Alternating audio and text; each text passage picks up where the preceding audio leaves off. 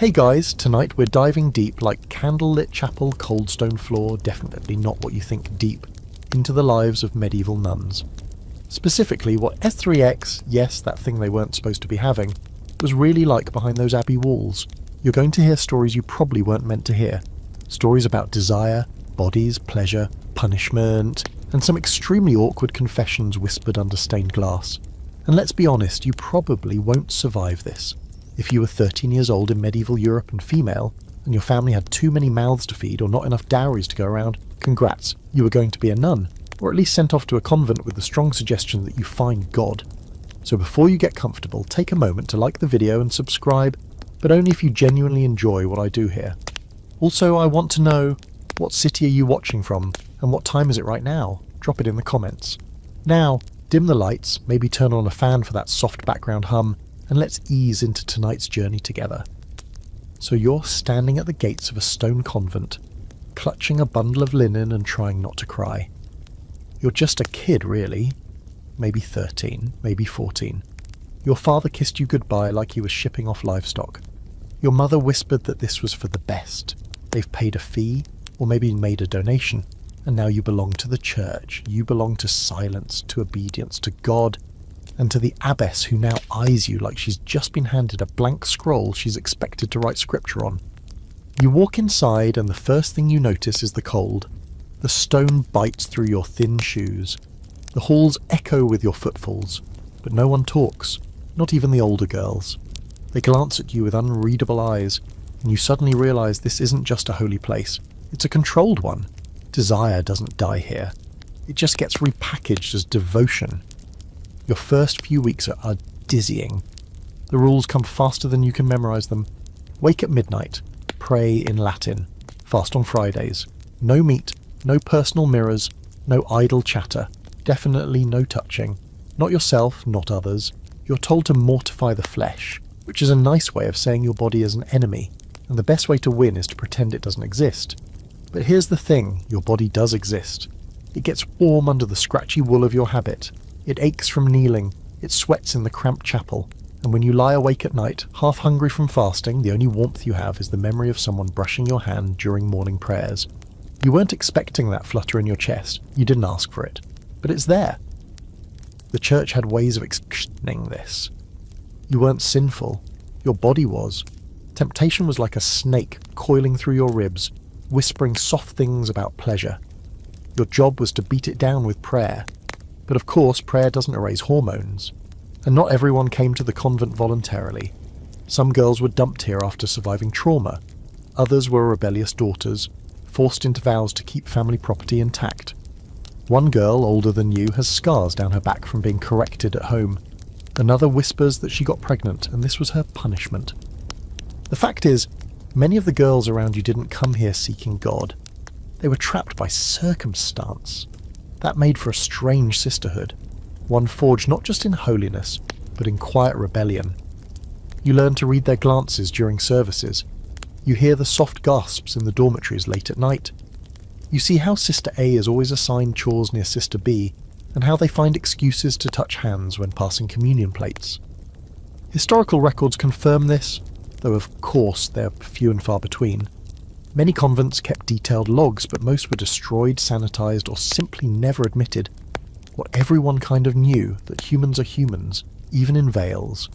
One real case from 14th century Germany details a novice who repeatedly broke her silence vows to confess she'd had impure thoughts about another nun during Mass. She was punished, but not expelled. Apparently the church believed she could be cured. Spoiler, she wasn't. And while all this is unfolding, let's not forget what's happening outside the convent. The Black Death rolls through towns, killing indiscriminately. Peasants revolt, kings die. And inside your cloistered world, all of that feels distant. Your world is ritual, routine, repression. But it's also humming with 1,000 unspoken feelings no prayer can silence. There's a weird comfort in that, honestly, in the paradox. You start to see your fellow sisters not as paragons of chastity, but as messy, fascinating humans trying to follow a blueprint for sainthood with bodies that are loud and needy and full of longing. One nun fasts until she faints.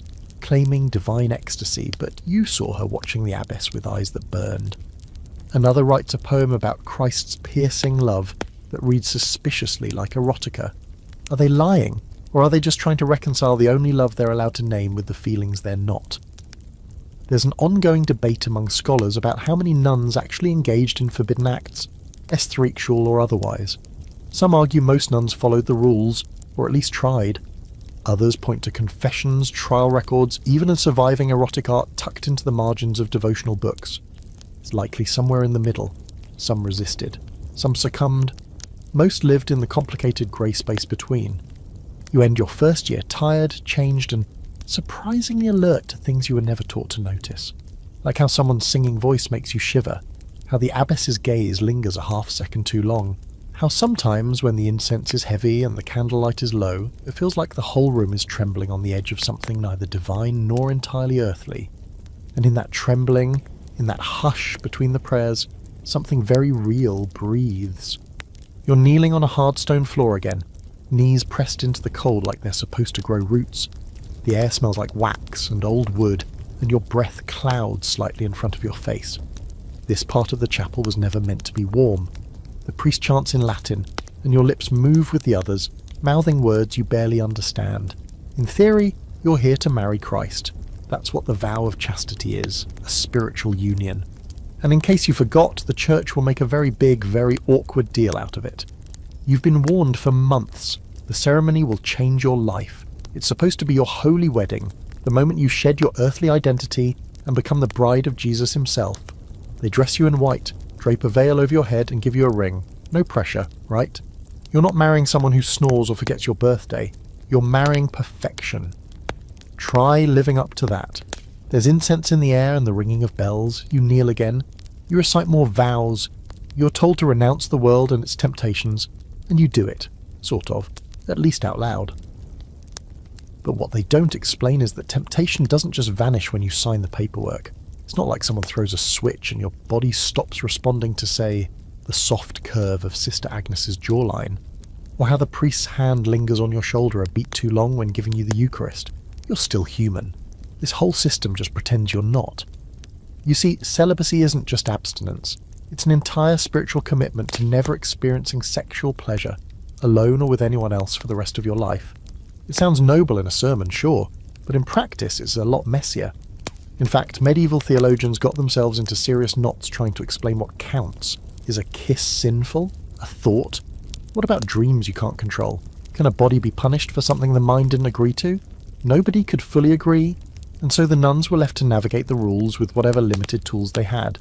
Guilt, routine, and whispered advice from older sisters who'd already learned how to walk the tightrope. Some gave in and confessed weakly, hoping shame would wash it away. Others rationalized their feelings, pouring all their emotion into their prayers, calling it devotion. And some just found loopholes. You get your first taste of that during evening recreation, which sounds like something joyful, but mostly involves sitting in silence while stitching or grinding herbs.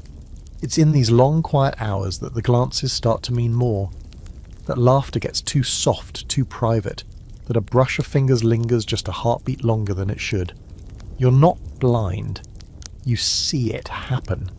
And one night, in a moment of accidental honesty, Sister Beatrix mutters, "Better to love a sister than burn with sin." You don't ask what she means, you know exactly, but for now you try to play by the rules. You keep your eyes down. You bathe rarely, because vanity is frowned upon and warm water stirs feelings no one wants to name. You suppress your hunger with fasting, though it only makes your skin more sensitive, your dreams more vivid. And oh, those dreams. No one warned you how brutal your mind could be when it's the only place you're allowed to feel things. The next time you go to confession, you hesitate at the grill. Do you tell the priest what you saw in your mind last night? The warmth, the lips, the aching sense of desire that woke you with your heart hammering like a war drum? You whisper the basics, hoping he doesn't ask for details. He doesn't. He's heard it before. He gives you 3 paternosters and a warning about the devil creeping in through idle thoughts. But deep down, you're not sure it was the devil. It felt a lot more like something you'd buried finally reaching for the light. Historically speaking, this struggle wasn't just personal, it was institutional. The church built layers of theology around celibacy to try and tame it, layers that sometimes contradicted each other. One century they taught that virginity was the highest state of purity. The next, they argued that married women could still be holy as long as they obeyed their husbands. The concept of chastity morphed depending on who was in charge and what political tides were turning. And then there's the fringe stuff. One bizarre belief held by some monks was that the Virgin Mary herself had physically intervened to protect certain nuns from temptation. There are old texts claiming that Mary appeared in visions and shielded the nuns' bodies during moments of lust, as if holiness was a kind of divine chastity belt. You can imagine how that made confession even weirder. Forgive me, Father. I saw a vision of the Virgin and she, helped me not sin. Right. But behind all the rituals and theological gymnastics is a simple, uncomfortable truth. Nuns were people with bodies, urges, histories, and sometimes, yes, relationships. Not all of them failed their vows. Many tried, some succeeded, some didn't. And sometimes the failure wasn't a dramatic affair or an illicit tryst. It was a moment alone at night, hands clasped in prayer, heart thudding with thoughts too sharp to speak. There's one nun in your convent, old and bent like a question mark, who never speaks about her past. But once, during kitchen duty, you catch her staring into the fire, her lips moving without sound. You lean closer and realise she's not praying. She's reciting names. Names you don't recognise. Maybe people she knew, maybe people she loved. You'll never know. But her voice is reverent, soft, like she's touching them in memory. The truth is, taking a vow doesn't erase your past. It doesn't silence your cravings or rewrite your memories. It just asks you to bury them under layers of ritual and obedience and hope that the weight will hold. Sometimes it does, sometimes it doesn't. And so as you lie in bed that night, the stone cold beneath you, the linen scratchy against your skin, you wonder, is it holier to deny what you are, or to be honest about it? You're not the only one asking that, and you definitely won't be the last. The convent doesn't sleep so much as it rests with one eye open. Even at night, the silence isn't total. Somewhere there's the rustle of woolen blankets, the creak of old wood, the sigh of someone who's just shifted in a narrow cot. You've stopped expecting privacy. It doesn't exist here. Not during the day, not during the quietest hour before sunrise. Your body might be your own, but your space, your time, your choices, those belong to the convent. Or to God, depending on who you ask. You wake before dawn, always. The bell rings in the dark like a slow, deliberate summons. You roll out of bed, aching, and join the shivering line of other women heading toward the chapel. Your breath fogs the air as you move through long, echoing corridors, feet nearly silent on the cold flagstones. No one speaks, not even a whisper. It's part reverence, part survival. Words invite attention. Attention invites punishment. The chapel isn't much warmer. You kneel on bare stone, muscles clenched to stay upright as the psalms begin. They drone on, melodic but distant, like a song being hummed from beneath a lake. The rhythm is meant to soothe you, to pull your thoughts into line. But your thoughts rarely stay in line. They slide sideways. They linger on forbidden memories, or something someone said yesterday that made you laugh harder than you should have. That kind of joy is dangerous. It makes you visible.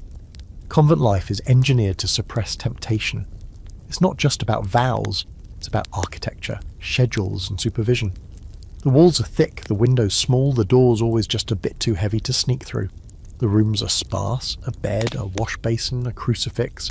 There are no mirrors, because vanity is a gateway sin. No locks on the doors, because privacy breeds secrets. And every minute of your day is accounted for. Prayer, work, study, silence, repeat. The routine is strict by design. An idle nun is a sinful nun. And yet even here in this fortress of obedience, desire finds cracks. Maybe it shows up in the way someone's voice trembles when reading aloud, or the way a hand brushes yours when passing the bread. You're constantly being reminded that you are not just spirit, you're flesh, and flesh remembers. There's a moment, late one afternoon, when you catch a glimpse of something you weren't supposed to see. Two older nuns, heads bowed together in the garden, too close. One touches the other's cheek, just for a second. You don't tell anyone, of course, you wouldn't dare, but the image clings to you for days. Not because it was scandalous, though it was, but because it looks so tender, so human. Historically, scholars have debated just how often these kinds of emotional or physical bonds formed between nuns. Some argue that deep, affectionate friendships were common, and even encouraged, as long as they stayed chaste. Others say the line between friendship and intimacy was often blurred, especially in environments where women were isolated from the outside world for decades. You've heard the older sisters joke that a convent is just high school with more incense. They're not entirely wrong. And here's a quirky little detail. Some convents used architectural design to enforce purity. Shared dormitories weren't just about saving space, they were about surveillance. Bathing areas were open and scheduled. Even the latrines were built with long wooden benches side by side so no one could sneak off alone. If you wanted to have a private moment, you had to get creative, or very fast. One notorious 15th century abbess ordered peepholes installed in walls so that younger nuns could be monitored for mischief. Let's just say it didn't improve morale. The control extended to relationships with the outside world too. Letters were censored. Visitors were rare and always chaperoned. If a woman had once been married or engaged before taking her vows, she was often kept under closer watch. And if a priest showed too much friendliness to a particular sister, that raised flags too. But of course, none of this was foolproof. You start to realise that despite the constant surveillance, the system mostly runs on fear, on shame. You keep yourself in line not because someone's always watching, but because the risk of discovery is unbearable. Punishment here isn't always physical, though sometimes it is. More often it's isolation, public shaming, days of silent meals, eating on the floor with your back to the others, or worse, having to stand and confess your impurity aloud in front of everyone, while they pretend not to flinch. You've seen it happen once. A girl named Clara was caught touching herself during midday rest. She was maybe 15. The abbess made her kneel at the altar during Vespers, head bowed while the rest of the sisters filed past her. No one spoke to her for 3 days. After that, she barely talked at all. She looked like something had been scooped out of her and never returned. And yet, even knowing all this, your thoughts keep drifting. Not always to something overtly carnal, sometimes just to warmth, to connection, to the way your heart lifts when someone laughs at your joke or offers you a second slice of bread at dinner. That kind of closeness, even when it's non-sexual, can still feel like rebellion in a place designed to keep you isolated from the world and even from yourself. One day, during afternoon chores, a younger novice leans in and says, "Do you ever just miss touching things?" She's talking about softness, velvet, hair, silk, skin. You nod, and she smiles like you have just shared a secret. In a way, you have. You've both admitted that your bodies haven't stopped needing comfort just because your souls are under lock and key. The church didn't always know what to do with this reality. There are records, few and heavily edited, of abbots and bishops trying to reform disorderly convents where affection was too visible. Sometimes those reforms meant sending the women away. Sometimes it meant exiling the abbess. In one Italian convent, an entire group of sisters was forcibly relocated after accusations of inappropriate emotional entanglements. Historians still debate whether the charges were real or politically motivated, but the message was clear. Desire, even implied, was dangerous. Still, you learn to live within the system. You learn how to smile with your eyes, how to lean close without touching, how to turn your thoughts inward and pretend that Christ is enough. Sometimes he is, sometimes he isn't. And sometimes, just sometimes, when you're alone in the library, with a shaft of sunlight warming the ancient wood, you think, maybe this isn't about purity at all. Maybe it's about control, and that realization hums in your chest like a lit fuse. The rulebook for your life, quite literally, sits on a worn wooden lectern in the chapter house, a thick, hand-copied manuscript bound in leather and exhaustion. It's called the Rule of St. Benedict, and it's been bossing around monks and nuns since the 6th century. Think of it as the medieval equivalent of a user's manual for becoming spiritually bulletproof. Or, less charitably, a list of ways to keep you obedient, clean, and just tired enough not to commit any major sins. You've read parts of it aloud during meetings, or listened as the abbess recited its more spine-straightening chapters. Idleness is the enemy of the soul. Let the novice not associate with the older nuns outside of permission. Let there be no murmuring. No murmuring, can you imagine that? No venting, no gossiping, no late-night whisper laughs about how the abbess's nose twitches when she's angry. Just silence, obedience, and unrelenting spiritual posture. But here's the thing. The rule wasn't written to crush you, not exactly. It was supposed to guide you toward a holy life, and in many ways it works like clockwork. You pray at set times, You work in designated spaces. You eat plain food in measured quantities. Your life, in theory, is perfectly balanced between ora et labora, prayer and labour. But in practice, what it mostly feels like is that someone looked at every possible form of joy and figured out how to schedule it out of existence. And you can feel how deeply that design touches everything. Privacy, for instance, doesn't just disappear. It's deliberately erased. Your bed is inches from your neighbours. Your prayers are said aloud, your letters are read before they're sent. Even your confessions, whispered though they are, feel like they're not entirely secret. You get the impression the abbess always knows more than she says. That loss of solitude does something strange to your thoughts. When you're never alone, your mind becomes the only private room you have left. And naturally, it starts misbehaving. You find yourself replaying moments, reliving glances, quietly building a cathedral of memory around things you're not supposed to want. One time you were brushing Sister Helene's hair, something permitted on feast days, and she closed her eyes and let out the softest sigh. You didn't touch her differently, but that sound has echoed in your brain for months. You try to banish it with psalms. It doesn't work. The rule is strictest when it comes to bodies. You wash once a week, maybe less in winter. The point is to dull the senses, not wake them. You wear the same scratchy habit every day. You eat boiled vegetables, stale bread, watered wine. It's not suffering exactly. It's engineered neutrality. Food that doesn't excite. Clothes that don't flatter. Baths that don't linger. You're not supposed to feel much of anything. But of course you do. The flesh is loud. It rebels. Sometimes in harmless ways. You catch yourself humming a tune from the outside world. Other times in ways that make your breath hitch. At night under your rough blanket. Guilt blooming across your chest like a bruise. The rule says nothing about the dreams. It doesn't say what to do when you wake up sweating, your fingers tangled in the sheets, heart racing from something you didn't ask for. You usually go straight to confession the next day. The priest rarely reacts. He just reminds you that Satan is patient. The official line is that these impulses are tests, opportunities for spiritual refinement. But it's hard not to wonder, why give us bodies at all, if we're meant to pretend they don't exist? And then there are the silence rules. Oh, the silence. There's a designated time for speaking, usually during meals and only with permission. The rest of the day is punctuated with gestures, nods, quick looks. A whole underground language grows in that silence. You learn to say entire paragraphs with your eyes. Sometimes when you really need to talk, you sneak behind the herb shed with someone you trust and whisper, just enough to feel like yourself again. But it's risky. If you're caught, it's penance, and possibly a transfer to another house if they think you're becoming too attached. Speaking of attachment, the rule doesn't forbid friendship, but it does warn against particular attachments. That's Benedictine for don't get too close to anyone, or we'll start asking questions. You see the consequences of breaking that one when two novices, Sister Eleanor and Sister Maren, start avoiding each other overnight. They used to be inseparable. Now they barely make eye contact. You don't ask what happened, you already know not all. Someone saw something, someone spoke. You think about them often, about how fragile intimacy is here, how easily it's stripped away. It makes you hyper-aware of your own connections. You try not to get too close to anyone.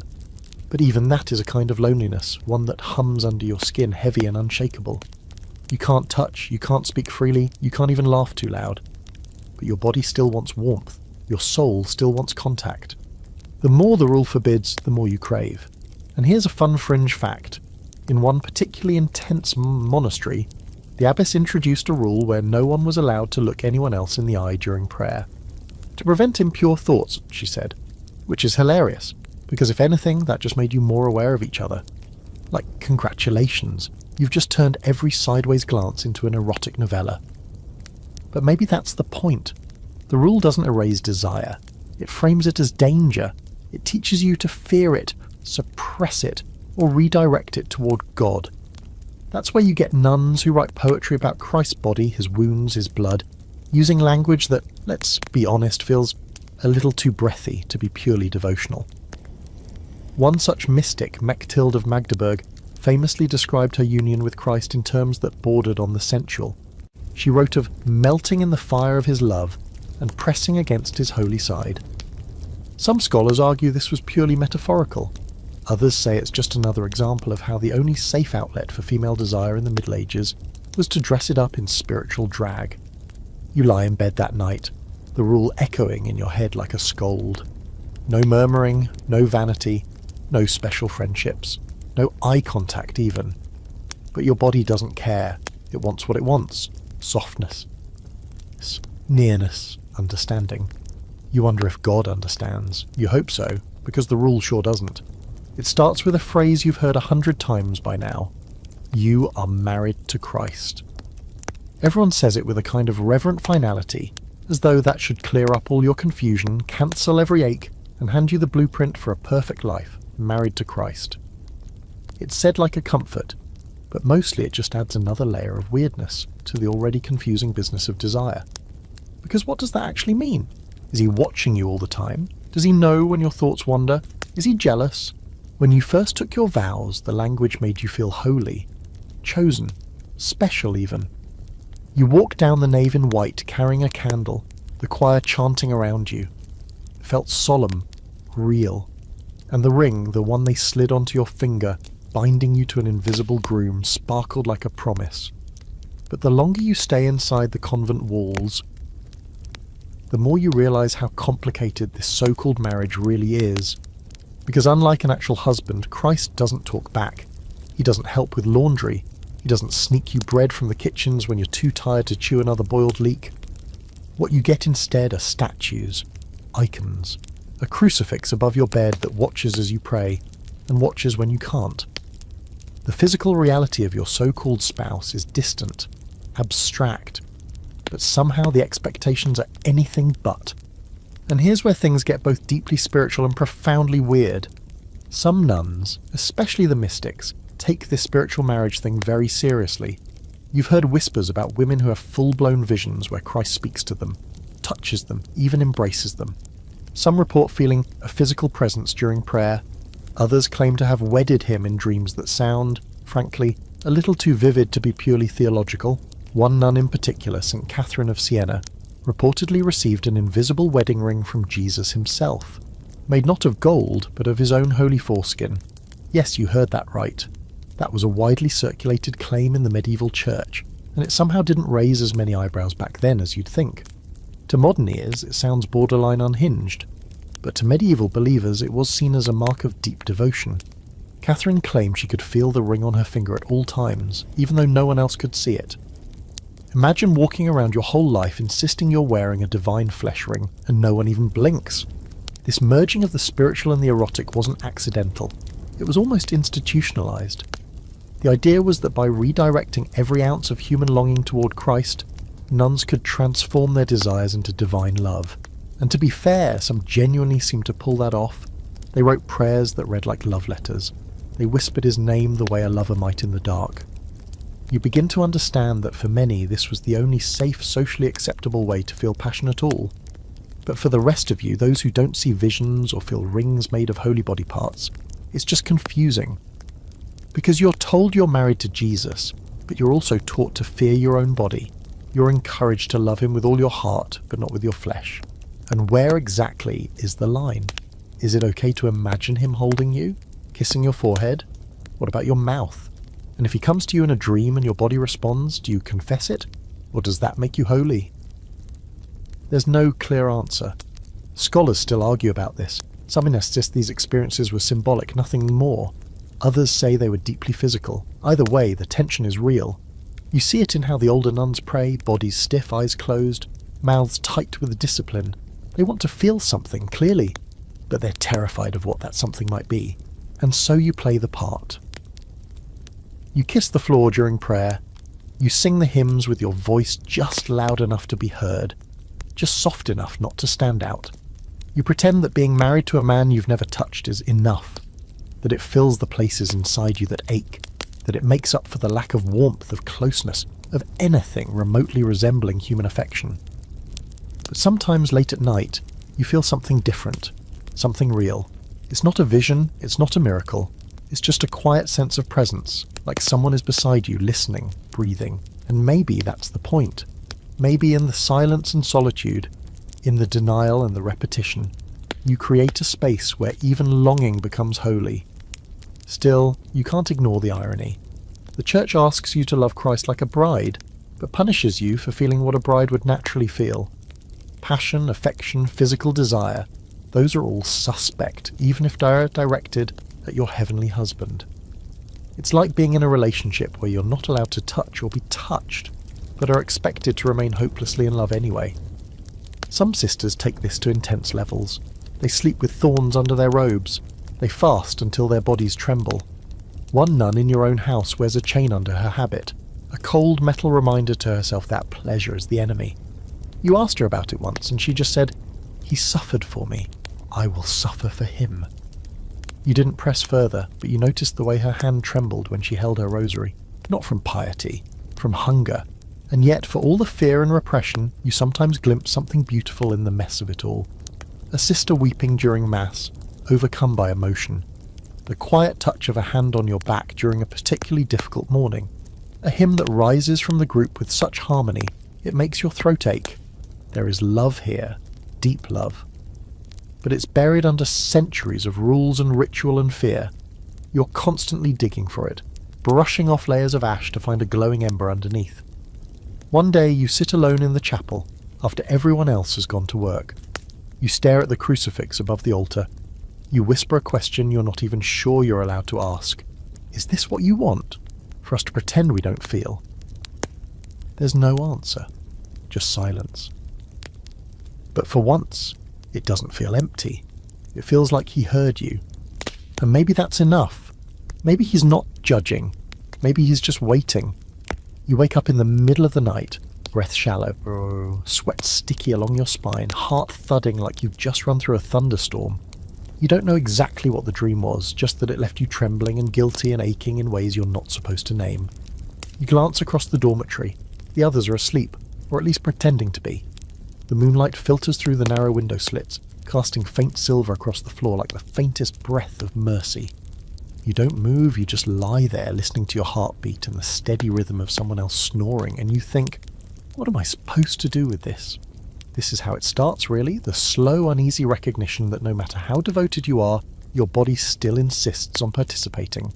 It doesn't care that you've taken vows. It doesn't care that the Virgin Mary is watching from 5 different corners of the room in painted form. It doesn't even care that you've tried fasting, silence, cold baths, and guilt.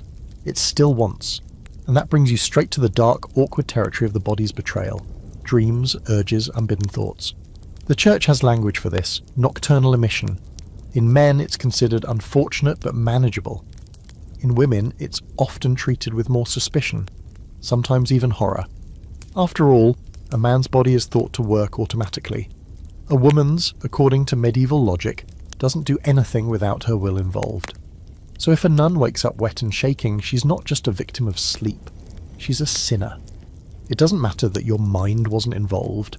The mere fact that your body experienced pleasure, unauthorized, unsupervised, and unrepentant, is considered enough to require confession. And so you go. You line up like everyone else, kneeling outside the dark, carved confessional, heart hammering harder than it should for something you technically didn't even do. When it's your turn, you step inside and kneel. You whisper your sin, though sin still feels like the wrong word, and wait. The priest says little. He gives you a penance, tells you to pray for purity, and sends you away. But the shame clings. It always does. Not because he scolded you, but because you don't know how to stop. The medieval church's obsession with bodily purity created a culture of spiritual micromanagement. There were rules for everything, from when and how to bathe, to how many hours you could sleep, to what you were allowed to think about while washing your feet. And yet, despite the mountain of restrictions, nuns still found themselves at war with their own biology. The records don't lie. They're full of anxious questions from women who are terrified that their own nighttime dreams might damn them. In one documented case, a nun wrote in a confession book that she had dreamed of an angel caressing her body. She wasn't sure whether it was demonic temptation or divine comfort. The priest didn't know either. He told her to fast for 3 days and avoid dairy, which is somehow both totally unhelpful and completely on brand for the era. And it wasn't just dreams. There was constant worry over what your body might accidentally cause just by existing. If you were pretty, you were told to be more modest, because beauty tempted others. If you walked with too much grace, you were accused of vanity. If your singing voice drew too much attention during the morning psalms, the abbess might reassign you to kitchen duty for the health of the community. Everything about you had to be dull, muted, unthreatening. You learn to hunch your shoulders slightly, to avoid eye contact, to braid your hair in the simplest way possible. You stop laughing out loud. You fold yourself into a version of piety that's less about holiness and more about avoidance. You shrink until nothing sticks out, except, of course, the dreams. Those refuse to go, and you're not the only one. One morning, as you help scrub floors with Sister Rosamond, she whispers, "Do you ever have dreams?" You freeze. You wait. She doesn't clarify. She doesn't have to. You just nod very slightly. She doesn't smile. She just sighs, like she's relieved not to be the only one betraying herself at night. The church knew this was happening, of course. There were entire theological debates over whether dreaming of pleasure was as bad as acting on it. Some priests argued that you couldn't sin in your sleep because the will was inactive. Others said that if the dream repeated too often, you were probably encouraging it, whether you knew it or not.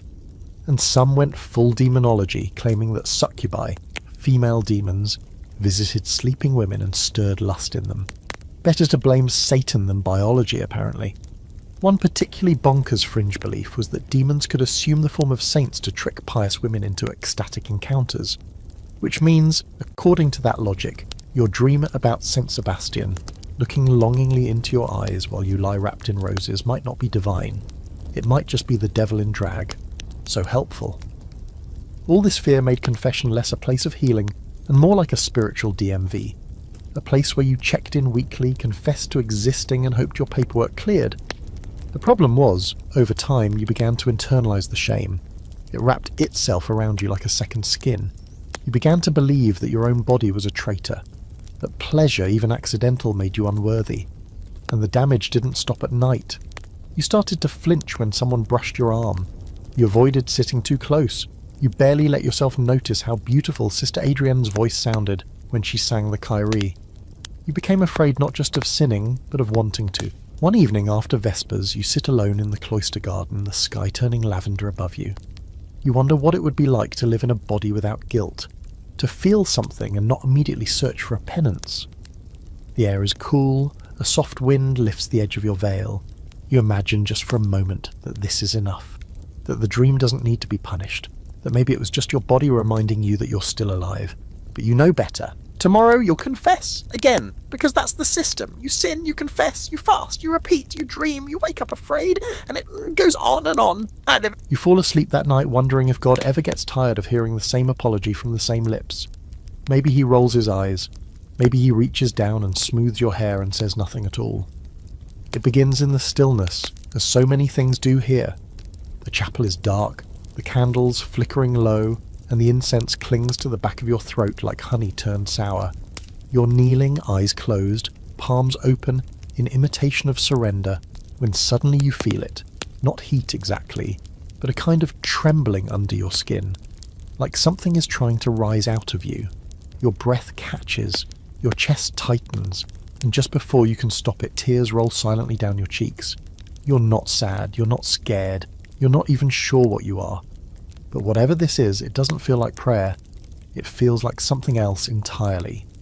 This is how it starts for many of the mystics. Quiet moments of devotion that suddenly explode into something much bigger, more intense, and far less controllable. The church has a name for it. Ecstasy. Not the pill, obviously, but the kind of full-body spiritual overload that makes you collapse in a heap of gasping, sweating, weeping devotion. And, depending on who's watching, it's either a miracle or a medical emergency.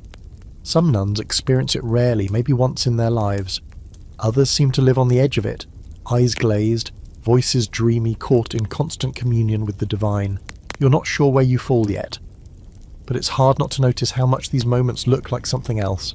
Something deeply physical. Something intensely human. Take St. Teresa of Avila, for instance. Her most famous mystical experience involves an angel, a golden spear, and a whole lot of very pointed language. She wrote about being pierced with a dart of love, about how it entered her and left her all on fire with a great love of God. She said the pain was so sweet she never wanted it to end. Medieval theologians called it divine union. Modern readers, well, they've raised more than a few eyebrows. And she wasn't alone. St. Angela of Foligno claimed that during prayer, she could feel Christ lying beside her in bed. She even described wrapping her arms around him, feeling his presence pressed against her body. You read these stories in the library, carefully hidden behind a book of saints' lives. You try not to think about how familiar the language sounds, how close it runs to things you've felt yourself, though never aloud and never with such conviction. You're taught that these visions are sacred, holy, the ultimate reward for perfect devotion. But you can't help but notice how much they resemble the very thing you're told to fear: desire. Physical, overwhelming, breathless desire.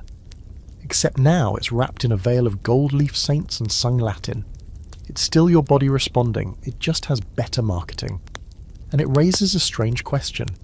If longing for God can feel this intense, this physical, this wet, then where does that leave all the warnings, the guilt, the shame over dreams and glances and idle thoughts? Is there a line between spiritual ecstasy and sexual pleasure, or are they just different flavours of the same hunger? Scholars still argue about this, of course. Some say the mystics were simply using the only language available to describe an experience beyond words, that they reached for metaphors of love and passion because what else could they compare it to? Others argue that these weren't metaphors at all, that the mystics were, in fact, using religious devotion to experience forbidden pleasure in a way the church couldn't punish. It's a debate that's been going on for centuries and no one has come to a clean conclusion. Back in the chapel, you watch Sister Isolde during morning prayer. Her face is flushed. Her lips are parted. She trembles when she sings the final verse of the Magnificat. When it ends, she collapses onto the stone floor like her bones have gone soft. The abbess simply places a hand on her shoulder and whispers something you can't hear. No one asks questions, no one treats it like anything other than a holy experience. But you saw the way her thighs pressed together. You saw the way her fingers curled into fists. Later that day in the scriptorium, you copy out a passage from a mystic's vision. It describes the soul as a bride, being pulled into the embrace of the divine bridegroom, surrounded by light, her breath catching as he enters her heart. You pause, quill hovering. You think, this isn't just metaphor. You finish the page, cheeks hot, trying not to let your mind wander too far. There's a hidden tension here, one no one talks about but everyone seems to understand. Passion is allowed, encouraged even, as long as it's directed at the right object. You can cry, scream, even faint, as long as it's for God. But heaven help you if you feel those things because of another person. Suddenly it's a scandal, a sin, a crisis. The exact same emotional intensity that makes a mystic holy will make a novice dangerous if aimed in the wrong direction. One fringe fact that most outside the cloister don't know: some mystics reported physical wounds after their visions. Not just stigmata, the bleeding hands and feet of Christ, but bruises, marks, even what they described as holy burns on their thighs or chests. Were these psychosomatic, self-inflicted, divine? Again, the scholars can't agree, but the descriptions sound uncomfortably like the aftermath of intense bodily experiences that blur the line between the sacred and the erotic. You think about that the next time you're in prayer and your breath catches for no reason at all. You try to tell yourself it's devotion, that your body is simply reacting to grace. But deep down, you're not entirely convinced, and maybe that's okay. Maybe the body doesn't know the difference, maybe it doesn't care, and that might be the scariest thought of all. Because if you can feel something this powerful, this consuming, without ever breaking a single rule, then what's the point of the rules in the first place? That night, you write a single line in your journal before slipping it back under your mattress. If ecstasy is holy, why does it feel like sin? You don't pray after that, you just lie in bed staring at the rafters and wait for sleep to take you, knowing it probably won't be peaceful, but wondering if maybe that's what makes it real. It's penance day again, which means the stone floor in the chapter house is going to get a lot of kneeling action, and you're going to get very familiar with the shape of your own shame. The older nuns file in with the same flat expressions they wear for everything unpleasant, like when the stew is too thin or the candles go out mid-prayer. But you, the younger ones, the novices, you're still new enough to dread it. Not because you think you're innocent. No one here is that naive. But because public penance isn't about cleansing, it's about control. You kneel in the semicircle with the rest of them, eyes on the floor. The abbess enters, her steps slow and deliberate, and reads aloud from the rule, reminding you of your many opportunities to fail. Then she opens the floor. Who among you has sinned in thought, word, or deed? You feel your stomach twist. Someone always steps forward first. Today it's Sister Beatrix. She confesses to pride. Too much joy in completing the altar linens. A safe sin. Classic. The kind of guilt that keeps you in the community's good graces. Then it starts getting heavier. A novice admits to lingering in the garden too long in the company of another. That's code, and everyone knows it. A silence follows, sharp and sudden, and the abbess's mouth tightens, just slightly. The girl is assigned a fast and 6 hours of solitary prayer facing the chapel wall. She's lucky. Last month, a girl caught touching herself during the night watches was forced to wear a sackcloth shift for 2 weeks and eat standing up at the far end of the refectory. No eye contact, no speech. She hasn't smiled since. Penance is a tool of discipline, yes, but it's also strangely theatrical. Everyone's performing, the guilty, the penitent, the stoic. There's a script. You say the right words, you bow low enough, you cry just enough to look sincere, but not so much that it becomes attention-seeking. The abbess decides how real your sorrow is. God, it seems, has outsourced judgment. And let's not even pretend this system isn't soaked in power dynamics. If a priest commits a sin, the worst he gets is reassignment. If a nun is caught holding someone's hand for too long, she might be transferred without warning, or quietly shut in for spiritual reflection, which is just a polite way of saying time out in a cold stone box. That's happened before. Sister Gisela, a warm-hearted woman who hummed while grinding herbs, vanished overnight. No one ever said why. Of course, there are degrees. Some penances are symbolic. Extra prayers, more kneeling, fasting. Others get creative. One old punishment involves kneeling on dried peas or stones for an hour, enough time for the pain to settle in your bones. One girl had to scrub the chapel floor with her sleeves for a week after being caught writing a letter to her cousin that was overly affectionate. When asked what exactly was affectionate about it, the abbess simply said she described his laugh. There's a particular irony in how often punishment dances along the line of sensuality. A whip across the back, a hair shirt that scratches the skin raw, a fast so long your body feels weightless, buzzing, light-headed. These acts are meant to purge desire, but they often wake it instead. You start to notice how your skin reacts to pain, how your breath sharpens with every blow, and then you hate yourself for noticing. You hear stories, quiet ones, passed from older nuns to newer ones, about those who sought penance on purpose, not because they sinned, but because they wanted to feel something, anything. Sister Alodia supposedly asked to be flogged weekly for the sins of the world, but everyone knew she only volunteered when Sister Leonore was the one holding the scourge. She was transferred the next season. There's a real open debate in modern scholarship about whether some forms of medieval penance functioned as an outlet for repressed eroticism. Was all this physical suffering really about God? Or was it the only sanctioned way for women to experience the body, to let themselves feel sensation in a life otherwise wrapped in emotional numbness? Some argue that pain was a form of expression, a bodily language in a world that denied women both voice and choice. Others think that's reading too much into it. But when you've spent 30 hours on your knees with nothing but hunger and bruises for company, you start to have questions of your own. Flagellation was especially popular in some regions.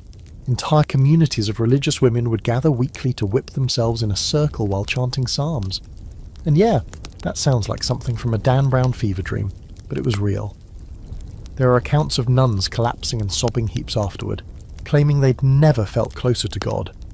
Of course, no one ever writes down what happened next, whether they went back to their cells spiritually transformed or just a little more empty. One fringe case tells of a nun who asked to wear an iron girdle beneath her habit, one with sharp points that pressed into her hips every time she moved. She claimed it helped her stay focused on the Passion of Christ. But you've worn a belt too tight before. You know that kind of pressure leaves more than spiritual impressions. The convent doesn't talk about these things openly, but they don't hide them either. The punishments are public, loud, and designed to remind everyone of what's expected. And somewhere between guilt and fear, the system works. You confess, you accept your punishment, you promise to do better, even if no one really explains what better is. That night, after your own small penance, 10 extra Hail Marys for impatience during silence, you lie awake and stare at the ceiling beams above your cot. Your knees still ache. Your stomach growls. But more than that, there's something hollow inside you, not sadness, not even guilt. Just a kind of ache that you're not allowed to name. You close your eyes and whisper a prayer. Not for forgiveness, but for clarity, for understanding. Because deep down, you're starting to wonder if the real sin isn't feeling too much, but being asked to feel nothing at all. It's late afternoon, and you're elbow deep in a bin of lentils, sorting out the pebbles with hands that don't quite feel like yours anymore.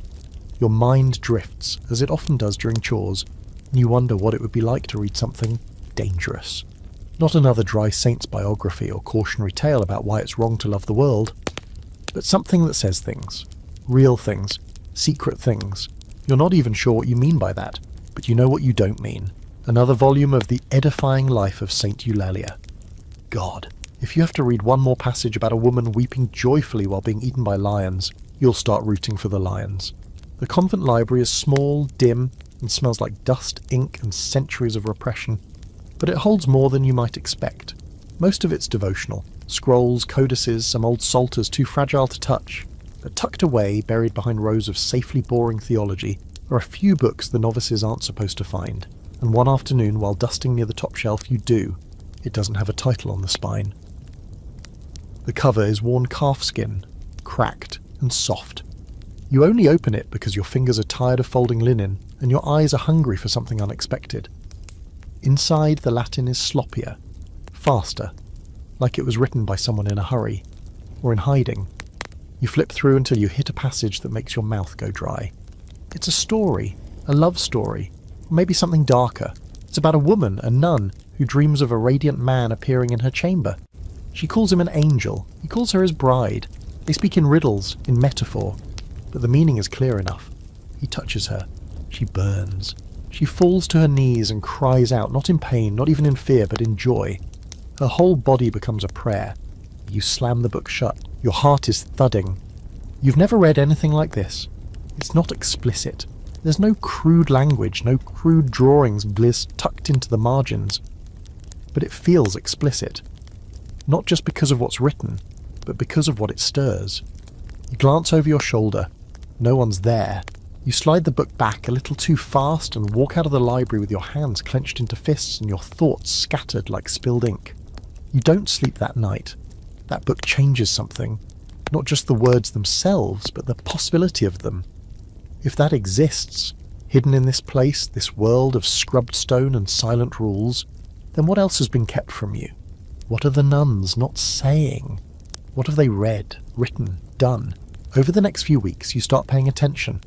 You notice which sisters spend the most time in the library, which ones linger too long over the passages, which ones seem to carry a secret weight in their expressions, as if something they read never left them. You want to ask, but how do you start that conversation? Hey, Sister Julianne, do you know of any erotic angel poetry in our archives? It's not exactly a smooth opener, and so you watch, you listen, and slowly you begin to realise that the books are just the surface. There's a whole undercurrent here, quiet, forbidden, and very much alive. Notes passed between novices in Latin, with double meanings buried beneath pious lines. Marginalia scribbled in devotional texts that make you raise your eyebrows. And once, in the bottom of an old wooden chest, you find a crumpled piece of parchment that simply reads, "He entered me like the breath of God." You don't know who wrote it, but you know they understood something you're only beginning to. This is the Forbidden Library. Not a place, really, but an idea. A network of words and whispers and shared glances that make the whole convent feel less like a fortress and more like a hive. Not everyone's part of it. Some sisters are as rigid and joyless as the rule itself, but others, you see them differently now. Their silences aren't empty, they're loaded. There's a debate among historians about how widespread this kind of secret knowledge was. Some believe that most convents were sterile environments where books were heavily monitored and any deviation was crushed. Others argue that women, particularly literate women in cloistered life, often used writing as an emotional escape hatch. That buried beneath the surface of all those copied psalms and saintly memoirs were fragments of longing, of rebellion, a quiet intimacy that couldn't be spoken aloud. And yes, there's a whole corner of medieval scholarship devoted to the feminine mystic voice, analysing how women encoded forbidden feelings into their theological work. You think about that often now, about what might be hiding behind every prayer, what every "I long for thee, O Lord" might actually mean. One quirky little fact, some convents kept locked cabinets for questionable material. Books that weren't banned outright, but required special permission to access. You imagine a sign on the front, "Only read if your soul can handle it." And you wonder if anyone ever said, "Actually, my soul's already a little singed, might as well go for broke." You spend more and more time in the library now, pretending to study scripture while hunting for the next secret. Your fingers trace bindings like they're skin. Your eyes scan lines faster than your mind can keep up. And sometimes, rarely, you find something. A sentence, a phrase, even just a metaphor that lands wrong in the best way. And when you do, it feels like the world tips just slightly, like gravity shifts. You're not alone in your hunger. You never were. You wonder if the abbess knows. You suspect she does. She has that look, tight-lipped, calm but watchful, like someone who's seen this cycle before.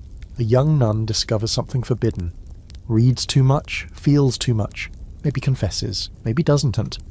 Eventually, either she breaks, or she buries it deep enough to keep functioning. You haven't decided which path you're on yet, but you know one thing for certain. Once you've tasted words like those, you can't go back to linen and lentils without part of you aching for something more. That night you lie in your cot, eyes open, repeating one line over and over like a prayer. "He entered me like the breath of God." And the worst part? You still don't know if that line is sacred or just true. At some point, you stop pretending you don't notice the way she looks at you. It starts off small. Sister Celeste brushing your sleeve when passing in the refectory, standing a little too close during morning chores, her voice dropping to a whisper when she speaks your name. You tell yourself it's nothing. It has to be nothing. But deep down, something begins to shift in your chest, soft and dangerous. She's not the first nun you've admired, but admiration isn't what this is.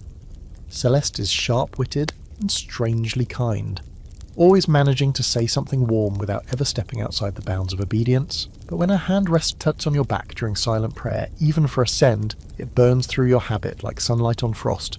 And the worst part is, she knows what that touch does, and you don't stop her. You're careful, of course, everyone is. There are too many eyes in a place like this, too many rules wrapped in pious language. But between prayers and penance, there's always a sliver of time, just enough for a glance to linger, for a word to slip between lines of scripture, for a breath shared in the darkness of the vestry when no one else is watching. And you learn quickly that there are ways to be close without breaking a single rule. The church might own your body, but it doesn't own your thoughts. It doesn't own the warmth that spreads across your chest as when Celeste laughs, or the way her fingers linger on yours when handing you a psalter. It doesn't control the heat in your throat when you catch her humming the same hymn you had whispered the night before. It doesn't know how to police that. Yet. Desire in the convent is a quiet, clever thing. It has to be. It finds its way into service, into care. You comb her hair after evening prayers, your hands slow and reverent. She braids yours the next day. No one says anything, no one has to. These are simple acts of charity, of course, compassion between sisters. The rule doesn't forbid brushing someone's hair, but the rule also didn't anticipate the way she presses her palm against your neck as if trying to memorize the shape of your pulse. There's a common idea outside these walls that nuns were either saints or prisoners, that they spent their lives alone, untouched by worshipping a god who mostly ignored them. But that's a lie built on ignorance and fantasy. The truth is messier. The truth is that in places where the outside world falls away, people find new ways to be human. Ways that don't always make sense or follow the rules. Ways that are quiet enough to survive. Medieval records, what few remain, show that relationships like this were not rare. Court cases survive from inquisitions and episcopal investigations, stories of nuns who are found to be too affectionate, overly familiar, or guilty of unnatural acts. The language is vague on purpose, but everyone knows what it means. And while some of those cases led to expulsion or worse, many just faded into silence. The church didn't always know what to do with these women.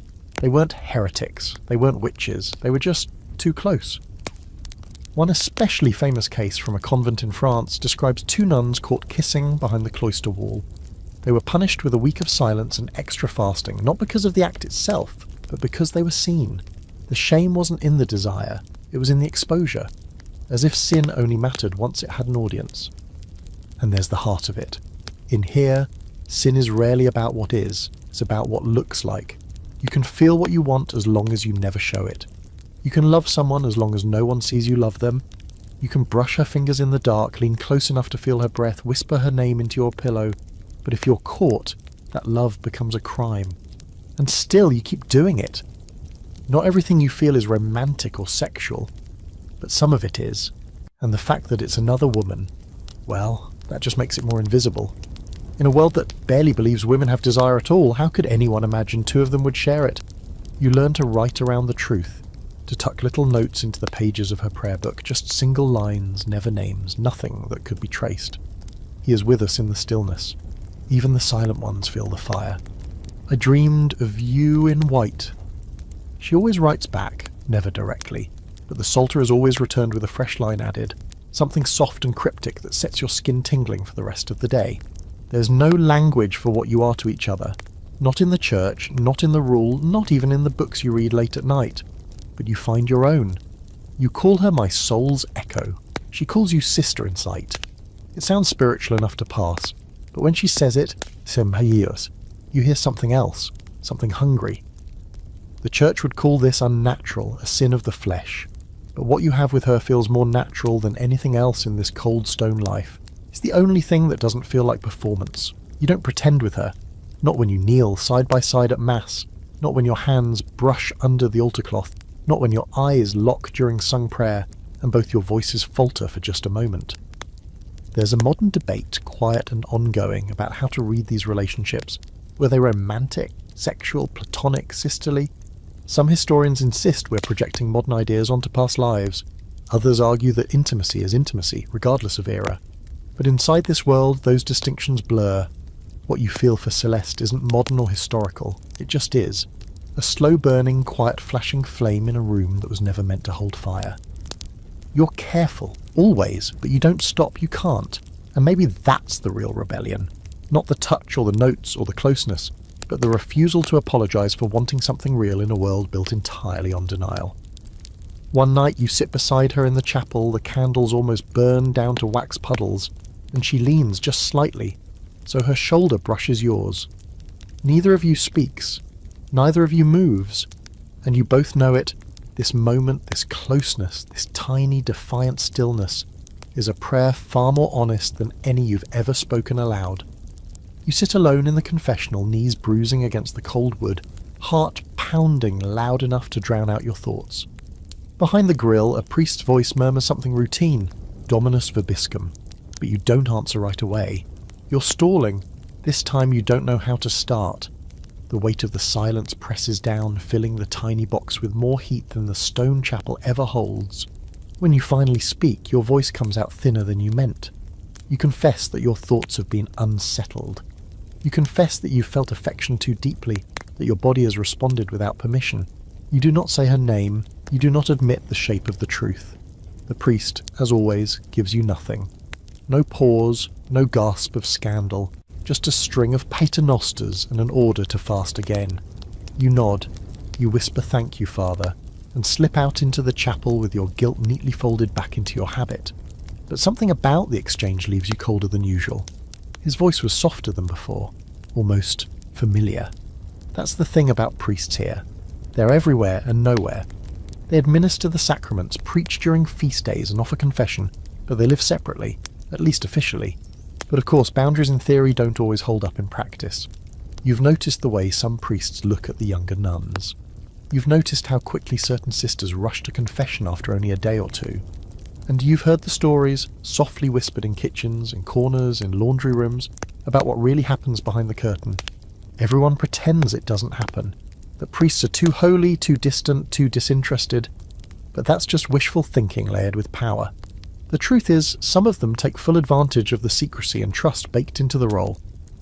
Confession becomes a place not for absolution, but for manipulation. Questions become too personal. The line between spiritual guidance and something darker gets blurry fast, and no one ever talks about it unless someone gets caught, which more often than not only happens when a pregnancy appears. The church has always struggled to discipline its own. Priests caught in inappropriate relations with nuns were sometimes relocated quietly, or given penance. Rarely were they punished as severely as the women involved. The double standard is blatant but predictable. You've seen the way power bends in this place. You're not surprised anymore, just tired. One of the older sisters, Sister Hiltrude, once let it slip that the convent nearly lost its charter 50 years ago, after a scandal involving the visiting confessor and 3 nuns. The records say the women seduced him. You know how that story goes. One was sent to another house, one was quietly cloistered, and the third vanished entirely. The priest, from what little anyone can recall, was reassigned to a rural parish. End of story. And then, of course, there's the grey area. The places where nothing physical happens, but the atmosphere turns thick with implication. You've experienced it yourself. A priest holding your gaze too long during the Eucharist. A hand resting too firmly on your shoulder. A question asked in confession that didn't feel like it came from concern. You walked away shaken, but what would you even say? He didn't do anything, not technically, and that's exactly the point. There are rare cases where it was more than implication. Inquisitorial records, some preserved in Latin so flowery it's like reading a romance novel dictated by Satan, detail incidents where priests and nuns met repeatedly in secret. Sometimes it was for months, sometimes years. Sometimes it was framed as spiritual direction. Sometimes it was just lust with a prayerful disguise. One nun, when confronted, claimed she'd been told it was part of her penance, that he'd instructed her to offer her body as a sacrifice. She wasn't believed, of course. She was condemned. He was sent away with his reputation intact. You think about that when you kneel next to Sister Celeste during morning prayer. You can feel her beside you, the quiet thrum of her presence as loud to you as any chant. You think about what would happen if someone saw the way you look at each other. You think about how it would be your sin, not hers, not his, yours. And it makes you wonder, why is it always the woman's guilt that becomes the headline? There's a fringe belief that's never made it into the official theology, but it survives in the corners, in the whispers between tired nuns peeling root vegetables and folding altar linens. It says that the devil doesn't just tempt men and women differently, he tempts them through each other. That the man is corrupted through pride, but the woman is corrupted through desire. And since desire is more visible, more dangerous, it must be punished first. After all, the serpent spoke to Eve, not Adam. It's convenient, really, because it means you can blame the woman without ever looking at the man. Sometimes you wonder what kind of power that gives priests, not just over your spiritual life, but over your body. You're supposed to bare your soul to them, tell them every impure thought, every moment of weakness, and in return they get to stay behind the screen, untouched, untouchable.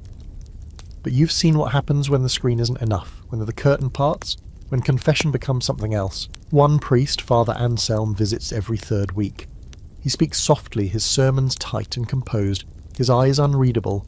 He's never been unkind, but you feel something when he's near. A pressure, like standing too close to a fire that hasn't been lit yet. Once in confession, he asked you if you felt a special nearness to the Lord. His tone was gentle, but his meaning bent. You nodded, careful. You didn't return. Some nuns form attachments, not out of seduction, but out of desperation.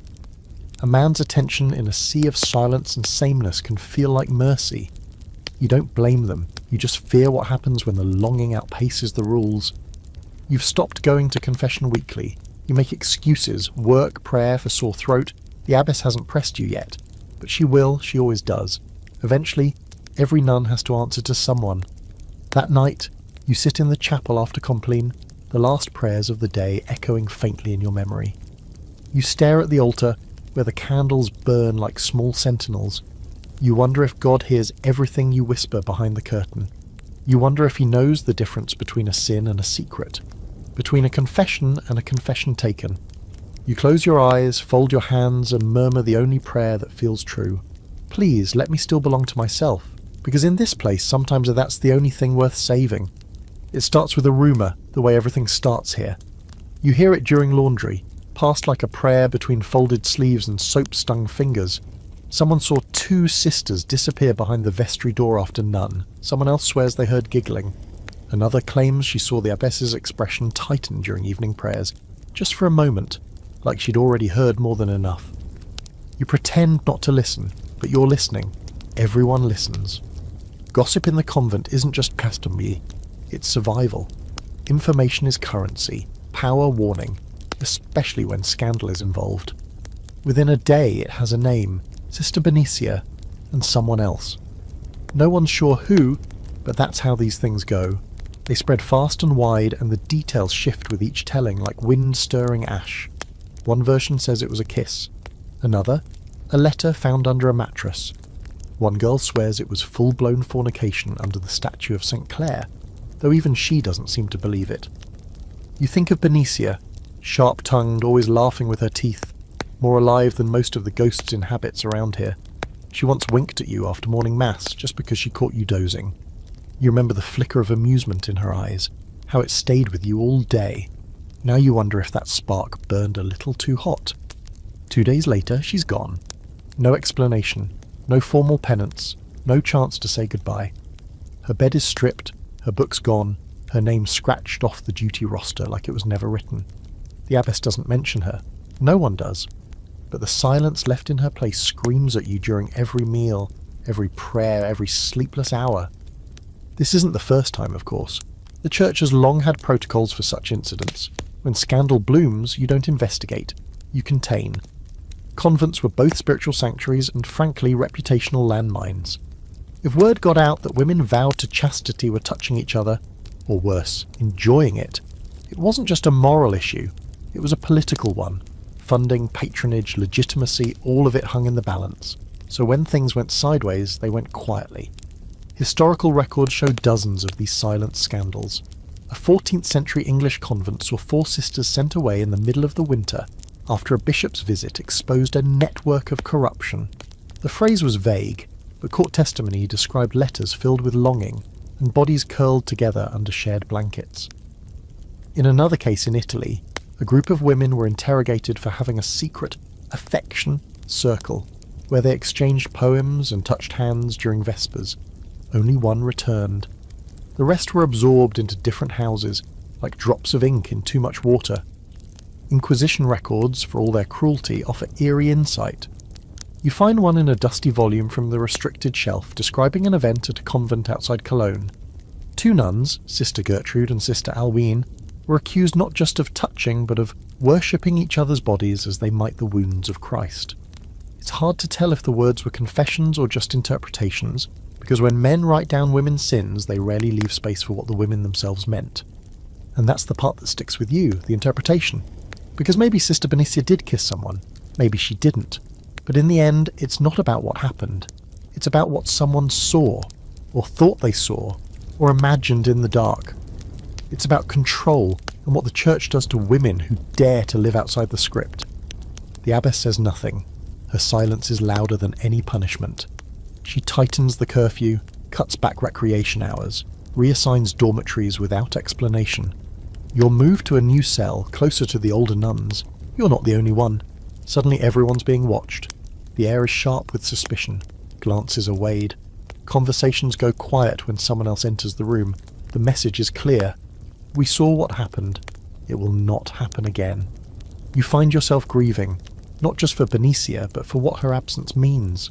You didn't love her, but she represented something you'd barely dared to hope for, a kind of freedom within the chains, a flash of laughter in a world that prefers silence.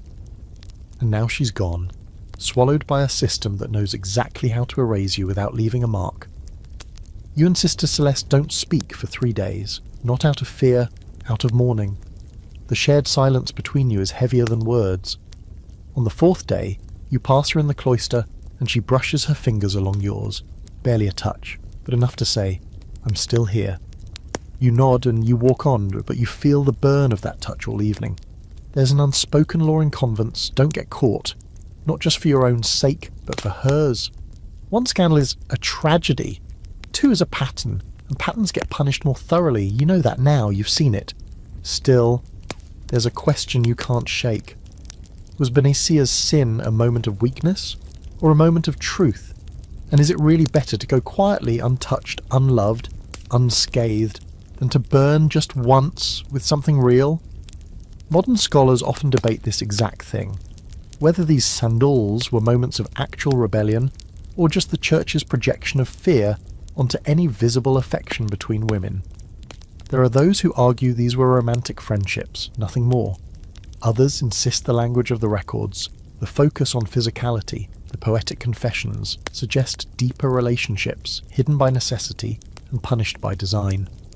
You suspect the truth is both, that love happened here, that desire slipped through cracks in the walls, and that sometimes someone got caught holding the flame too high. That night you return to the chapel after everyone's gone. You kneel alone. You light a candle for Sister Benicia. You don't say a name. You just whisper, "You mattered." And as the flame flickers, you feel a strange peace settle over your shoulders. Not because the rules are fair, but because somewhere in the silence someone dared to break them. You can't look away from her stomach. Sister Magdala, older than most of the novices but not quite middle-aged, has always been quiet, devout and politely forgettable. But lately, there's a change. Subtle, but impossible to unsee once you do. Her hands linger over her robes. She's slower during chores. She breathes with effort after climbing stairs, and her face, once sharp with fasts and sleep deprivation, is rounder now. Softer. It happens gradually, the way all things do here. First the whispers, then the suspicious glances, then someone, likely one of the overzealous younger sisters, tells the abbess. And that's when it becomes official. Oh no, there's a problem. Not a health issue, not a crisis. A problem. Because Sister Magdala is pregnant. You hear about it first through a barely audible conversation in the infirmary hallway, one of the older nuns hissing to another, "It's a scandal, she's shamed the whole house." And then the door closes. And that's it. The matter, like all unclean things, is sealed behind wooden prayer. The church has always had a complicated relationship with the idea of pregnant nuns. In theory it's impossible. These women are supposed to be virgins, married to Christ, immune to desire. But history says otherwise. Records across Europe tell of convents where pregnancies occurred, often explained with a shrug and a finger pointed at the devil, or rape, or occasionally the miraculous. One nun, centuries ago, claimed she had been visited by the Holy Spirit in a dream. Another swore that her pregnancy resulted from eating apples with impure intent. You laugh at that one until you realise it's an actual entry in an ecclesiastical hearing. You wish you were joking. No one talks to Magdala after the truth comes out. Not directly. She's confined to a small chamber behind the infirmary. She still prays, still sings when she's allowed in the chapel, but she doesn't meet anyone's eyes, not anymore. You catch sight of her once, moving slowly through the cloister, her veil pinned tightly around her face, hands folded high above the curve of her belly. She looks like a painting, a Madonna without the glory. You want to speak to her, you want to ask how, who, why, but you don't. Because to ask is to risk knowing, and knowledge in a place like this is a liability. Speculation fills the silence. Some say it was a visiting monk. Others say it was a stable boy who used to bring deliveries before the convent closed the gates for Lent. A few whisper that she did it on purpose, that she wanted to be caught, that she'd grown tired of silence and cold and endless ritual and thought, why not? But no one knows. Not really, because Magdala doesn't speak. Historically, her silence would have been a survival strategy. Pregnant nuns were often treated less as fallen women and more as walking indictments of clerical hypocrisy. If she names a priest, that creates waves. If she names a peasant, that's scandalous but manageable. If she says nothing, they can quietly remove her, reassign her shayya, pretend it never happened. In some cases, pregnant nuns were imprisoned or sent to do lifelong penance in isolation. One record from a 13th century Spanish convent details a nun who gave birth in the dead of winter and buried the child under a fig tree. She was caught. They walled her into a tiny cell attached to the chapel, where she was given food through a slot in the wall. She lived for 18 more years. You try not to think about that when you pass Magdala's chamber again, but it sticks in your mind, clinging like smoke. What will they do to her? What will become of the child? You don't have to wait long to find out. One morning before matins, the bell tolls twice, an unusual pattern. It's the signal for a quiet procession. The older nuns dress quickly, lips pressed tight. You follow them, pulse hammering, until you reach the infirmary. There, Sister Magdala lies still, a tiny swaddled form beside her bed. The child didn't live. The birth came too early or too fast. No one says. No one explains. Magdala herself is pale, breathing shallowly. The abbess blesses the child and orders its burial in the garden's far corner. Unmarked, as all forbidden things must be. No mother is allowed to grieve. No grave is allowed to remember. The abbess leads a prayer over Magdala's bed, her words stiff with formality. May the Lord forgive the errors of the flesh and welcome this soul into purity once more. And then she says nothing else. Nothing personal, nothing kind. Magdala doesn't cry, she doesn't even blink. She just turns her head to the wall and says in a whisper so soft it barely reaches you, it was not a sin to want. That line stays with you. It follows you through prayers, through meals, through the moments of silence when your thoughts turn inward. It echoes through your bones when you lie awake at night, pressed against your own belly, wondering if your body is as unpredictable, as dangerous as hers. Because that's what this place teaches you, over and over again, that your body is not to be trusted. It's a trap, a liability, a doorway for temptation and shame. But Magdala's words crack something open. It was not a sin to want. Maybe she's right. Maybe the real sin is pretending your body isn't capable of longing, of pleasure, of rebellion. Maybe the real sin is in the silence they forced her into, in the burial with no name, in the prayers that feel more like judgments. That night you light a candle in the chapel after Compline, long after everyone else has gone to sleep. You kneel alone and whisper her name just once, just to say it, just to remember. Sister Magdala. She wanted something more. She took it, and she paid the price. You wonder how many others have, how many have walked this same path in shadow, how many lit candles that no one ever saw. And then, even though no one told you to, you say a prayer for the child. Because if no one else will remember them, you will. You sit beside Sister Agnes during supper, your bowls of watery leek broth steaming faintly under the flickering wall sconces, and everything feels normal until it doesn't. She laughs at something you say, a real laugh, sharp and sudden, and the sound travels down your spine like heat. Then she places her hand over yours for just a second too long, before remembering where you are, who you are. She retracts it quietly, gently, like a feather being pulled back by wind. And you feel something catch in your throat, not guilt, not fear, but that raw shimmer of recognition. You're not alone. You've seen the same look in other nuns' eyes, in the way Sister Celeste watches you pray, in the way Sister Leonie moves through the cloister with such care, her eyes always alert, her body held tightly inward as though someone might read the shape of her thoughts if she walks too freely. There's a thread, invisible but undeniable, that connects you all. You don't talk about it, but you know. You've been told that this kind of love doesn't exist here, that whatever you feel is unnatural, a temptation, a distraction from divine purity. But your body has other ideas, so does your heart, so do your dreams, and so does history, though it's been swept clean of the details, buried beneath 1,000 glowing hagiographies. The Church never had good language for what you're feeling. There are words for sin, for chastity, for disobedience. There are words for pride, envy, and even for gluttony. But for this, for two women reaching for one another in some ways in terror, in need, the closest word they ever found was unnatural affection, which tells you everything about who got to write the rules. You stumble across an old volume in the library, Dialogues of the Cloister, anonymous, probably 15th century. Tucked between dry arguments about discipline and dietary order is a small section titled De Amicitia Feminarum, on the friendship of women. It speaks of the sweetness of sisterly affection, of souls knit together in the service of God. But between the lines you hear something else, something warmer. One passage describes two sisters who clung together with a tenderness that no rebuke could undo. Another, more daring, notes that their hearts moved in harmony, and their silence was more intimate than speech. You memorize those lines, you whisper them when you're alone. You don't need the book anymore. There's a real scholarly debate now about how to interpret all this. Were these just holy friendships, as the Church insisted?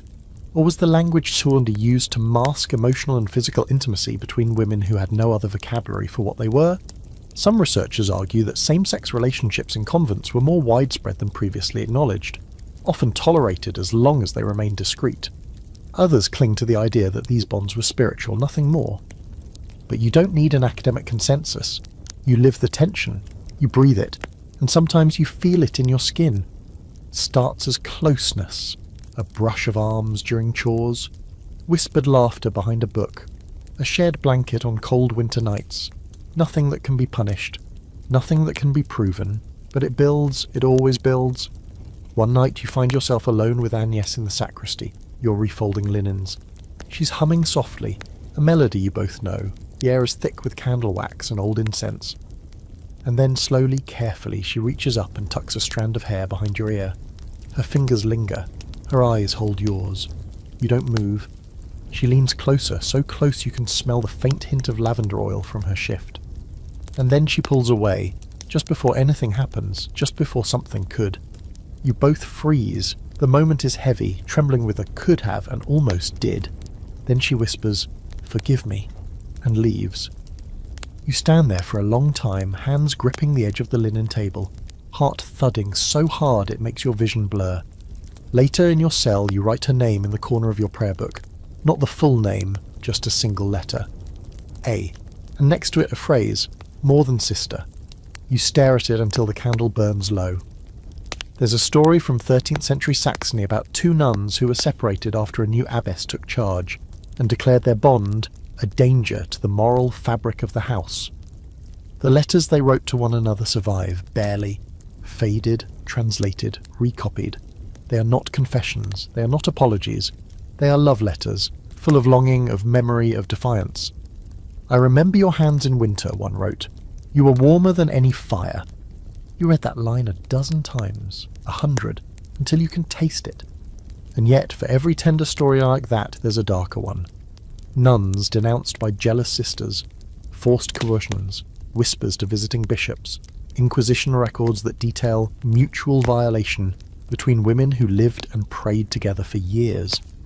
The records always paint them as sinners, rarely as lovers, never as women who found comfort in each other's arms when the world had given them none. You know the risks, you know how easy it would be to fall, to break the fragile shell of rules that keep you from being punished. But every time Agnes glances your way, every time she smiles like she knows exactly how much you're holding in, you ask yourself, what if it's worth it? Maybe it's not about falling, maybe it's about choosing. You see her again in the garden the next morning. Dew clings to her lashes. She doesn't speak. She just passes you a folded scrap of parchment as if it's nothing. You open it in secret later. 4 words, nothing more. "You are my prayer," and you weep silently that night. Not from guilt, but from how deeply those words filled something hollow inside you. Because even here, even now, love still finds its way through stone and silence. You hear the story third hand, which is the most dangerous kind of truth in a place like this. It slips through conversations, twisted and softened, until it barely resembles what actually happened, if it ever really did. But the bones of it stay the same. A man, a disguise, a woman's chamber in the middle of the night, and a habit that wasn't worn with the right kind of reverence. It starts with a door left ajar, so the story goes. A sister returning late from the stable sees a figure slipping through the courtyard, hunched and cloaked, moving like someone with too much purpose for midnight. She assumes it's one of the older nuns checking on livestock. But the next day, Sister Mariette is pale, dazed, and won't meet anyone's eyes. A week later, she's gone. You put the pieces together on your own. You've seen it in the records. You've read enough court cases, carefully translated and half-censored, to recognise the pattern. Every so often, someone from outside the convent finds a way in, and not just metaphorically. It sounds impossible at first. These walls are thick, the gates are locked. The convent is a fortress, but stone doesn't hold back desperation, or lust, or love, depending on how you want to spin it.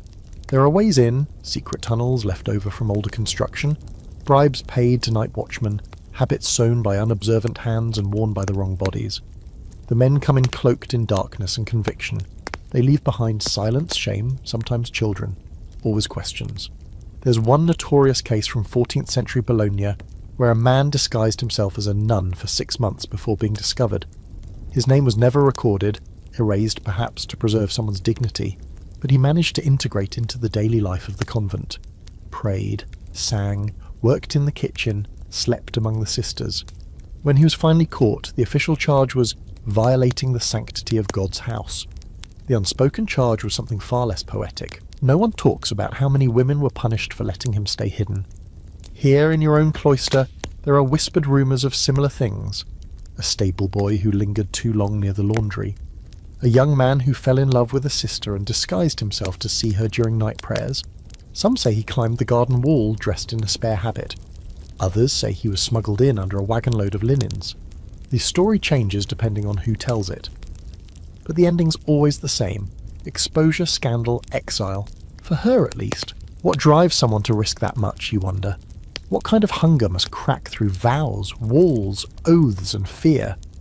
You'd like to believe it's love, that somewhere someone couldn't bear to be apart from the one they adored. But the more you hear, the more it sounds like possession. Desire without consequences, at least not for the man. Sister Elodie says nothing, but you see it in her face when the story spreads. She looks haunted. She walks with her head down. And then, one morning, she doesn't come to prayers. You find out later she's been sent away for healing. That's the church's favourite euphemism when a woman knows too much. And it's not just men sneaking in. Occasionally, they come with permission. Priests, scholars, scribes, even bishops, all invited into spaces meant to be sealed. They move through the halls like they belong, like the rules aren't written for them. And the sisters are told to be polite, obedient, humble. It's impossible not to notice how much attention some men give the prettier novices, how they linger too long with praise for their Latin, how they offer to guide their spiritual growth. Sometimes a man doesn't need to sneak in, he's already here. It's one of the things you don't learn from the rule of St. Benedict, or from the Psalms, or from the stern warnings during your early novitiate. That power doesn't knock. It just walks through the door, and sometimes it wears a habit. There's another story, older, more legend than fact, about a nun in 13th century France who discovered that her closest friend, another sister, devout and reserved, was actually a man in hiding. Some versions claim he took refuge in the convent to escape conscription. Others say he joined for love. Either way, they lived as nuns for years. When he was discovered, the convent begged the bishop to spare them both. He refused. She was exiled. He disappeared. No one knows what became of them. You think about what it would feel like to pray beside someone, day after day, only to realise they were never who they claimed. Would you feel betrayed or jealous that he found a way to live among women, to feel closeness, to experience safety, however false? And then, of course, there's the darker interpretation, that the disguise wasn't about love, that it was about access, that behind every romantic tale is a shadow of violation. Modern scholars still argue about these stories. Some treat them as sensationalist fiction, written to feed the church's paranoia about the dangers of female autonomy. Others believe they were real, and that the obsession with them reveals more about male anxiety than female sin. You can't say which is more frightening, the idea that these men existed, or the idea that they didn't, and yet their stories were used to punish women anyway. Because in the end, the impact is the same. Fear, division, more locks and more locked on the doors, more eyes watching, more silence. You wonder if Sister Mariette ever knew his name, if he told her he loved her, if he asked, or if she just woke up one morning to find herself ruined, the door swinging open behind him. You wonder what he got to keep when he walked away, his body, his freedom, his anonymity. You wonder what she had to lose. And you know, deep down, it was everything. That night you double knot the cord around your waist and lie facing the wall. You don't pray, you don't sleep. You just breathe slowly, quietly, as though someone might be listening. Because sometimes it feels like there's always someone listening. It's almost funny in a way that doesn't make you laugh. The outside world seems to imagine that nuns are either saints or seductresses. Pure virgins with downcast eyes or secret sinners wrapped in veils, their mouths full of prayers they barely mean. And nowhere is that more obvious than in the artwork. You've seen the way they paint you. In some depictions, nuns are so ethereal they barely look alive. Pale skin, hands clasped, eyes raised in rapture like they're always half a breath away from heaven. In others, the edges of the canvas blur, and suddenly a breast is exposed by accident, or a robe clings too tightly to the curves the artist swears he wasn't emphasizing.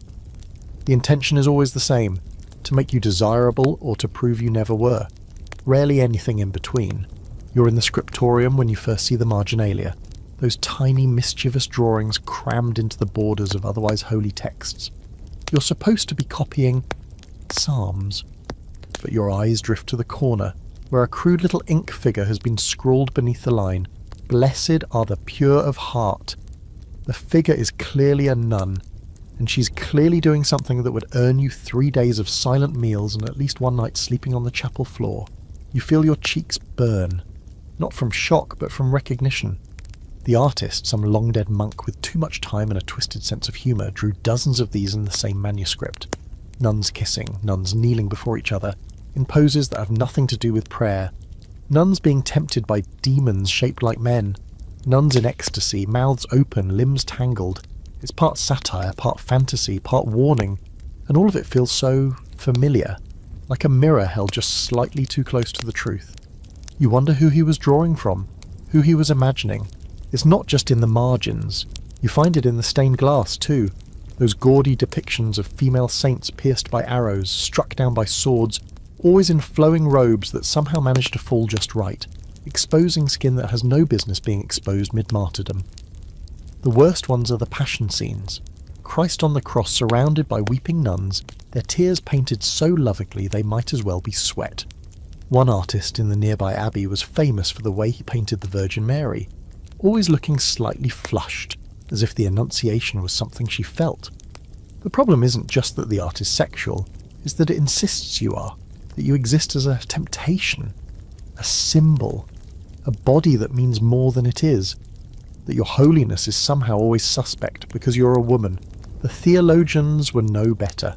You've read the sermons, you've copied them in fact. Bernard of Clairvaux once wrote that nuns must be careful not to become stumbling blocks for their brethren, as if your very existence is a hazard, as if your silence is seductive, your obedience alluring, even your prayers, if offered with too much emotion, risk turning the chapel into a den of lust. It would be easier to laugh if it didn't bleed into how you're treated. You notice it in the way visiting monks avoid eye contact with the younger sisters, or how a priest won't hear confession in person, but insists on a veil between you, for your modesty. You can feel it in the abbess's warnings too, not spoken but implied.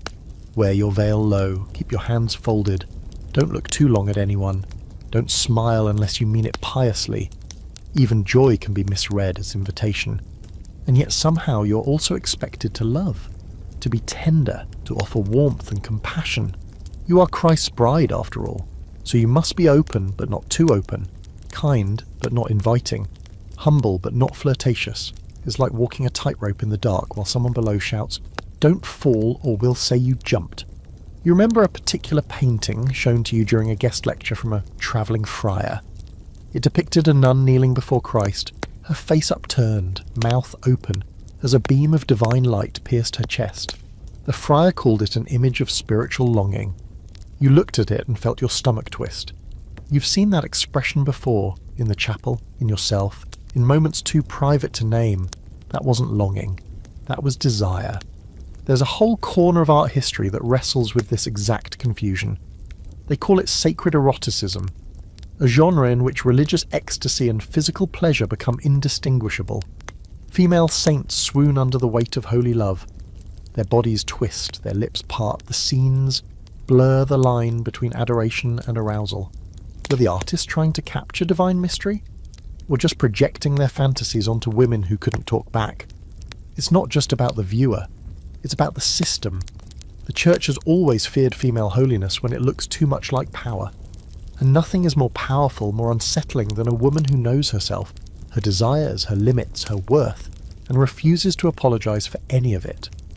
That's why the seductress nun is such a persistent myth. She's not real. She's a warning, a symbol, a story told to scare you into staying small. And it works. You catch yourself pulling your veil tighter when walking near the courtyard, lowering your gaze when speaking to male visitors, dulling your voice during hymns. You don't want to be a symbol, you just want to be a person. But then you see Sister Agnes in the candlelight, or feel the pressure of Celeste's fingers brushing yours, or remember Sister Magdala's whisper, "It was not a sin to want," and you think, maybe they're afraid for a reason, because if women like you ever stopped whispering and started speaking, if you ever named what you felt and refused to flinch, you might just burn this whole mythology to the ground. That night you take a page of old parchment and draw something of your own. A figure kneeling, eyes closed, not in shame but in pleasure. Not being punished, not weeping, just being. You hide it under your mattress when you're done. You don't want anyone to find it. You also hope that someday someone sure you finally find her voice, not in the chapel or the cloister, not even in whispered stories passed between beds at night, but in a letter. A real one, handwritten in pale brown ink, the parchment curling at the edges like it's been hiding for centuries. You stumble across it folded into the back cover of an old devotional manual on St. Lucy, of all things, tucked there like a pressed flower, or a secret never meant to bloom. It's unsigned, but it's written in a woman's hand, delicate yet firm. The Latin is precise, personal, and strangely intimate. It's not a confession, not quite a prayer, but something in between, something soft, aching, unfinished. You read it once, quickly, eyes skimming over lines that feel too private to touch. Then again, slower, letting each word settle. She writes of another sister. Describes the way her voice rose during song, how her fingers lingered on a page too long, how her laughter came like spring after too many Lents. I do not know the name of this longing, she writes, but I know it is mine. There's no declaration, no climax, just that quiet ache of someone trying to hold a feeling without breaking it. It ends abruptly, mid-thought. You imagine her being interrupted, folding it away in a panic, never finishing what she started. It stuns you more than any theology ever has. Because it's real. Not doctrine, not myth. Just a woman like you who lived inside stone walls and found herself caught between faith and feeling. And she left something behind. Not much. Just a letter, but enough. You start looking for more. You return to the scriptorium with new eyes, combing the margins for notes, for initials, for small trails left behind by those who refuse to be entirely erased. You find a half-faded name, Soror Imelda, written next to a line from the Song of Songs. You find little hearts inked faintly beside verses about divine love. You find a poem, scrawled hastily on the last page of a missal that ends with, "May my soul rest where her hand last touched mine." No one ever taught you this history, the history that lives between the official lines. Most convents didn't encourage personal writing. It was considered risky, dangerous. If it wasn't sanctioned by a superior, if it wasn't scriptural, it could be burned, buried, or worse, misread. But some women wrote anyway. Letters, diaries, prayers. Sometimes hidden, sometimes disguised as spiritual meditations. These weren't meant for publication or posterity. They were meant to survive, somehow. Modern historians have pieced together a patchwork of these inner voices. Bits of correspondence between nuns that read like love letters. Journals that shift between praising Christ and mourning the absence of a particular sister's scent. One nun in 15th century Castile left behind a volume filled with reflections on divine union. Only someone noticed that the divine she described wore a veil and smelled of lavender and cloves. Some argue that this is all metaphor, that women in religious life simply didn't have language for emotional intimacy, so they borrowed spiritual terms. Others believe the metaphors were chosen because they were safe, a way to hide truth in plain sight. After all, who questions the phrase, "I long for her, as I do the Lord," if the writer wears a veil and lives behind a locked gate? You want to believe the second group is right, not just because it makes more sense, but because it makes you make more sense. Every time your heart stirs at a look, a touch, a song sung slightly off-key by someone with lips you've memorized, you want that to be part of something older, something real.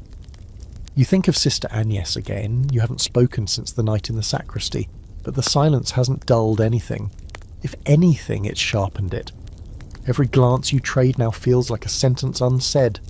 Every brush of cloth, of breath, is a prayer held just under the tongue. You want to write to her. You want to leave her something, like the letter you found. But that's exactly how women get caught. Paper leaves trails. So instead, you trace letters in your mind. You imagine what you'd say. "Dear sister, I have watched you for weeks, maybe months, maybe a lifetime. I do not know what this is, but I know that when you stand next to me I remember what warmth feels like." That night, you sneak into the scriptorium and copy the letter, the one you found, word for word. You don't take the original. That feels too sacred, but you hide your version in the lining of your mattress, wrapped in wax cloth to protect it from moisture and discovery. It feels dangerous, sacred, alive. There's a fringe belief barely footnoted in modern theology that suggests letters between nuns were not just expressions of affection, but spiritual acts, that to write honestly from the heart was a form of divine offering. A prayer with ink, one mystic called it. You like that. You whisper it to yourself sometimes when no one is listening. And in the days that follow, you start to see signs of others doing the same. A slip of paper falls from a psalter in the chapel, folded into a heart. A line of poetry is scratched into the back of a wooden pew.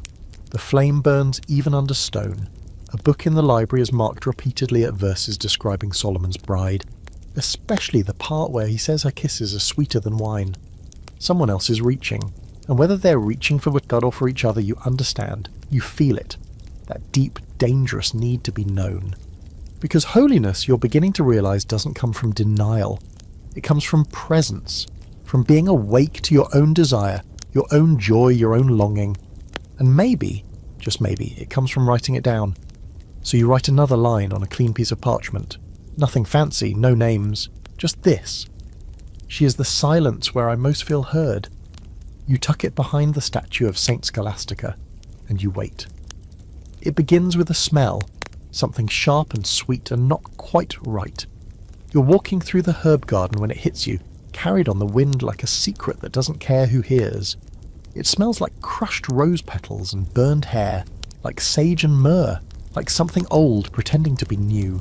You know it before you know it. Something is happening, something unapproved. By evening the whispers have started. Someone saw Sister Elodia in the orchard, barefoot, her face tilted to the sky, hands raised. Someone else swears she was speaking in a language no one recognised. A third says they saw smoke curling up from her cell after Compline. No fire, no candle, just thick perfumed air that made them feel dizzy. And just like that, the word gets passed, mouth to ear, prayer to suspicion, witchcraft. You've heard that word before, in the stories told during novitiate, in the sermons that warn about temptation and spiritual deviation, in the way the abbess's face tightens whenever a sister gets too curious about natural remedies or asks too many questions about dreams. Witchcraft is what happens when holiness gets out of control, when women begin channeling something the church doesn't authorise. And Elodia, she's never been particularly docile. You think back on her, the way she smiles when no one's looking, the way she sings harmony instead of melody during Vespers, the way she always has an herb tucked behind her ear or tied it in a little pouch on her belt. She says she's keeping the old ways.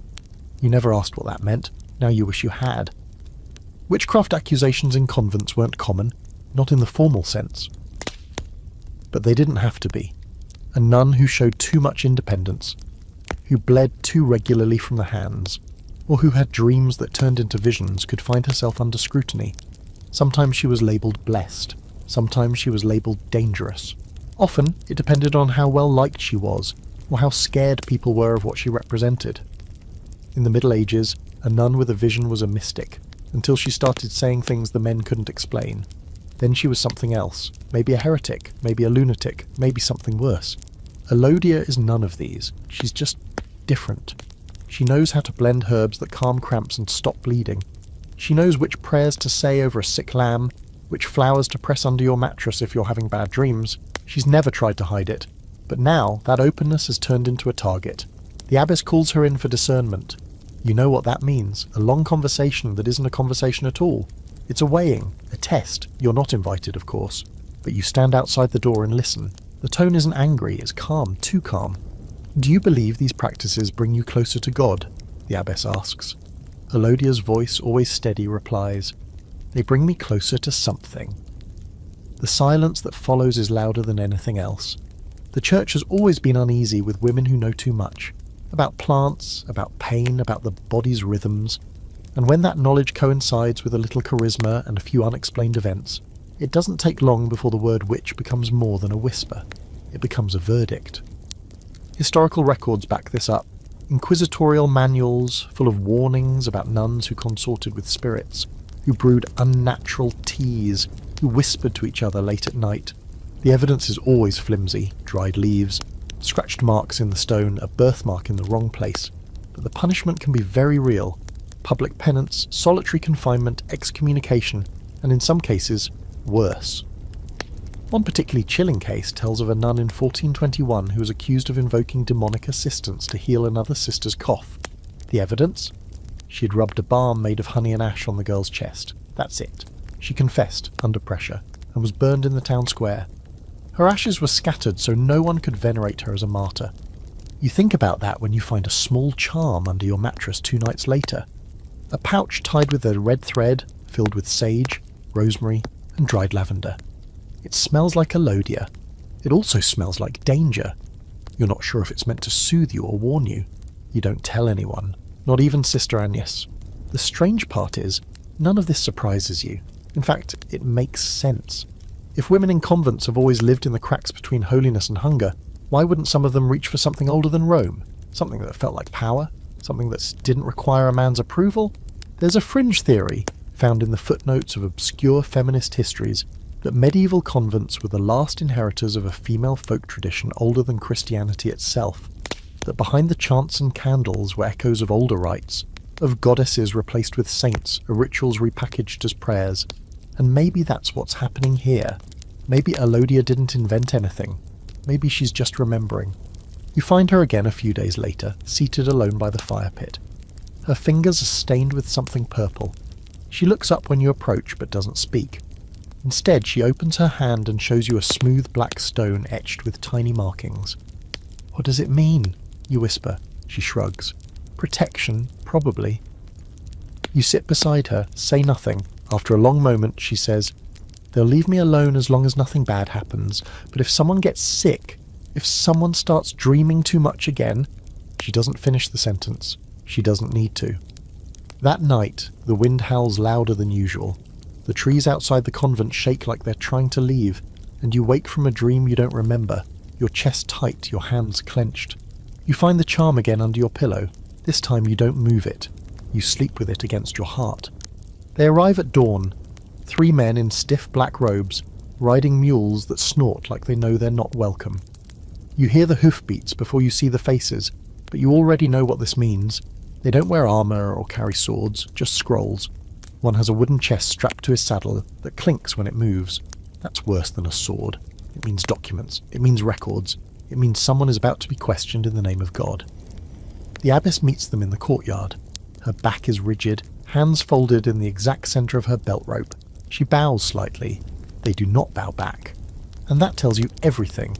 The Inquisition, when it comes to a convent, doesn't look like fire and screaming. It looks like stillness. Interrogation cloaked as conversation.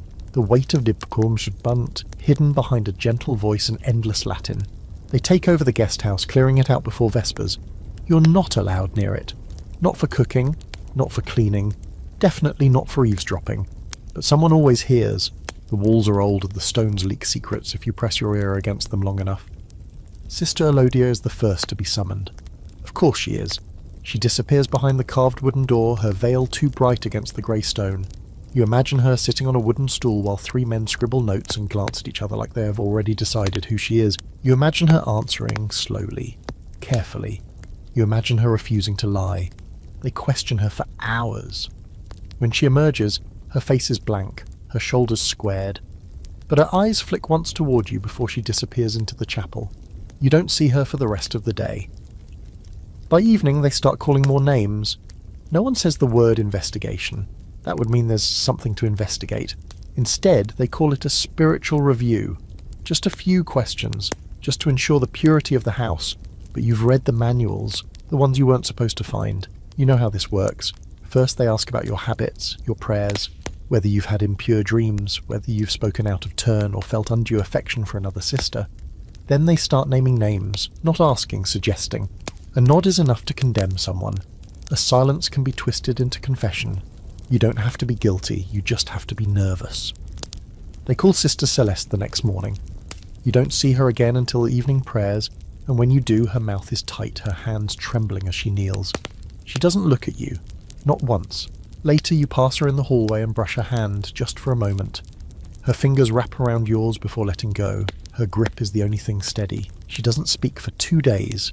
The Inquisitors start asking about strange behaviour, visions, dreams, unusual devotions. They want to know who prays too loudly, who writes without permission, who fasts beyond what's required. It's like they're measuring holiness not by obedience but by eccentricity. And in this place there's no shortage of either.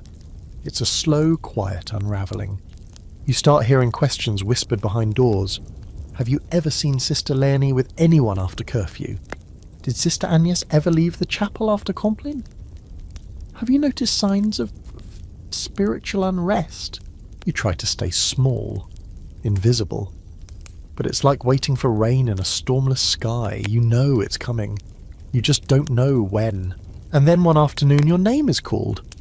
A lay sister appears at your elbow during embroidery and says, "The visitors would like to speak with you." Your breath catches, but you nod. You follow her across the courtyard. Your feet numb, your palms slick with sweat. The door to the guest house yawns open like a mouth. Inside, the room is too warm.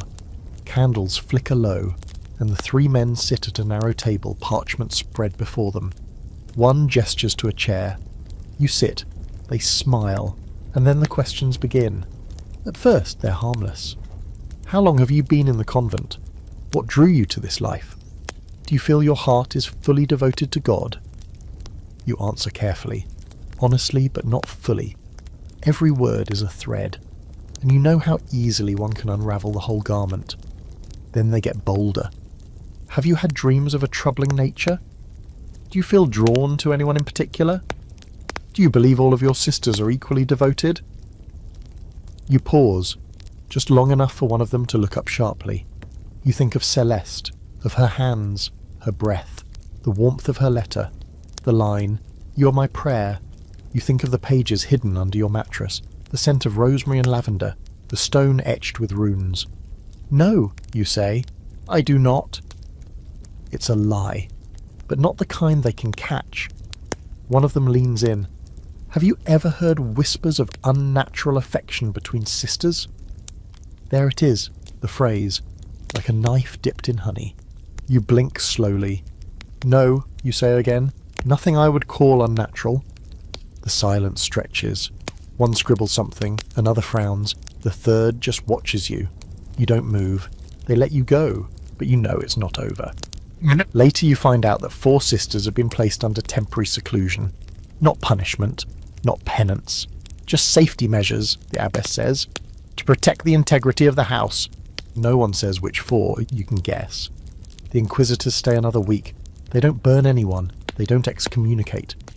That's not how it works here. They simply dig up what they can, plant seeds of fear, and leave before anything truly sprouts. It's enough. The silence they leave behind does more damage than any fire. After they're gone, everything feels brittle. Smiles are tighter. Confessions more frequent. Affection, once whispered in corners, now folds in on itself like dying light. Even Celeste doesn't write anymore. She stands beside you in prayer but keeps her hands to herself. You understand, but it breaks something in you, Shiisul. That night you take out the letter you copied, the one from the back of the St. Lucy text. You reread it slowly, then you burn it. Not because you regret it, but because you can't let them ever find it. Your body is a quiet battlefield, not in the dramatic, saintly way the sermons like to describe.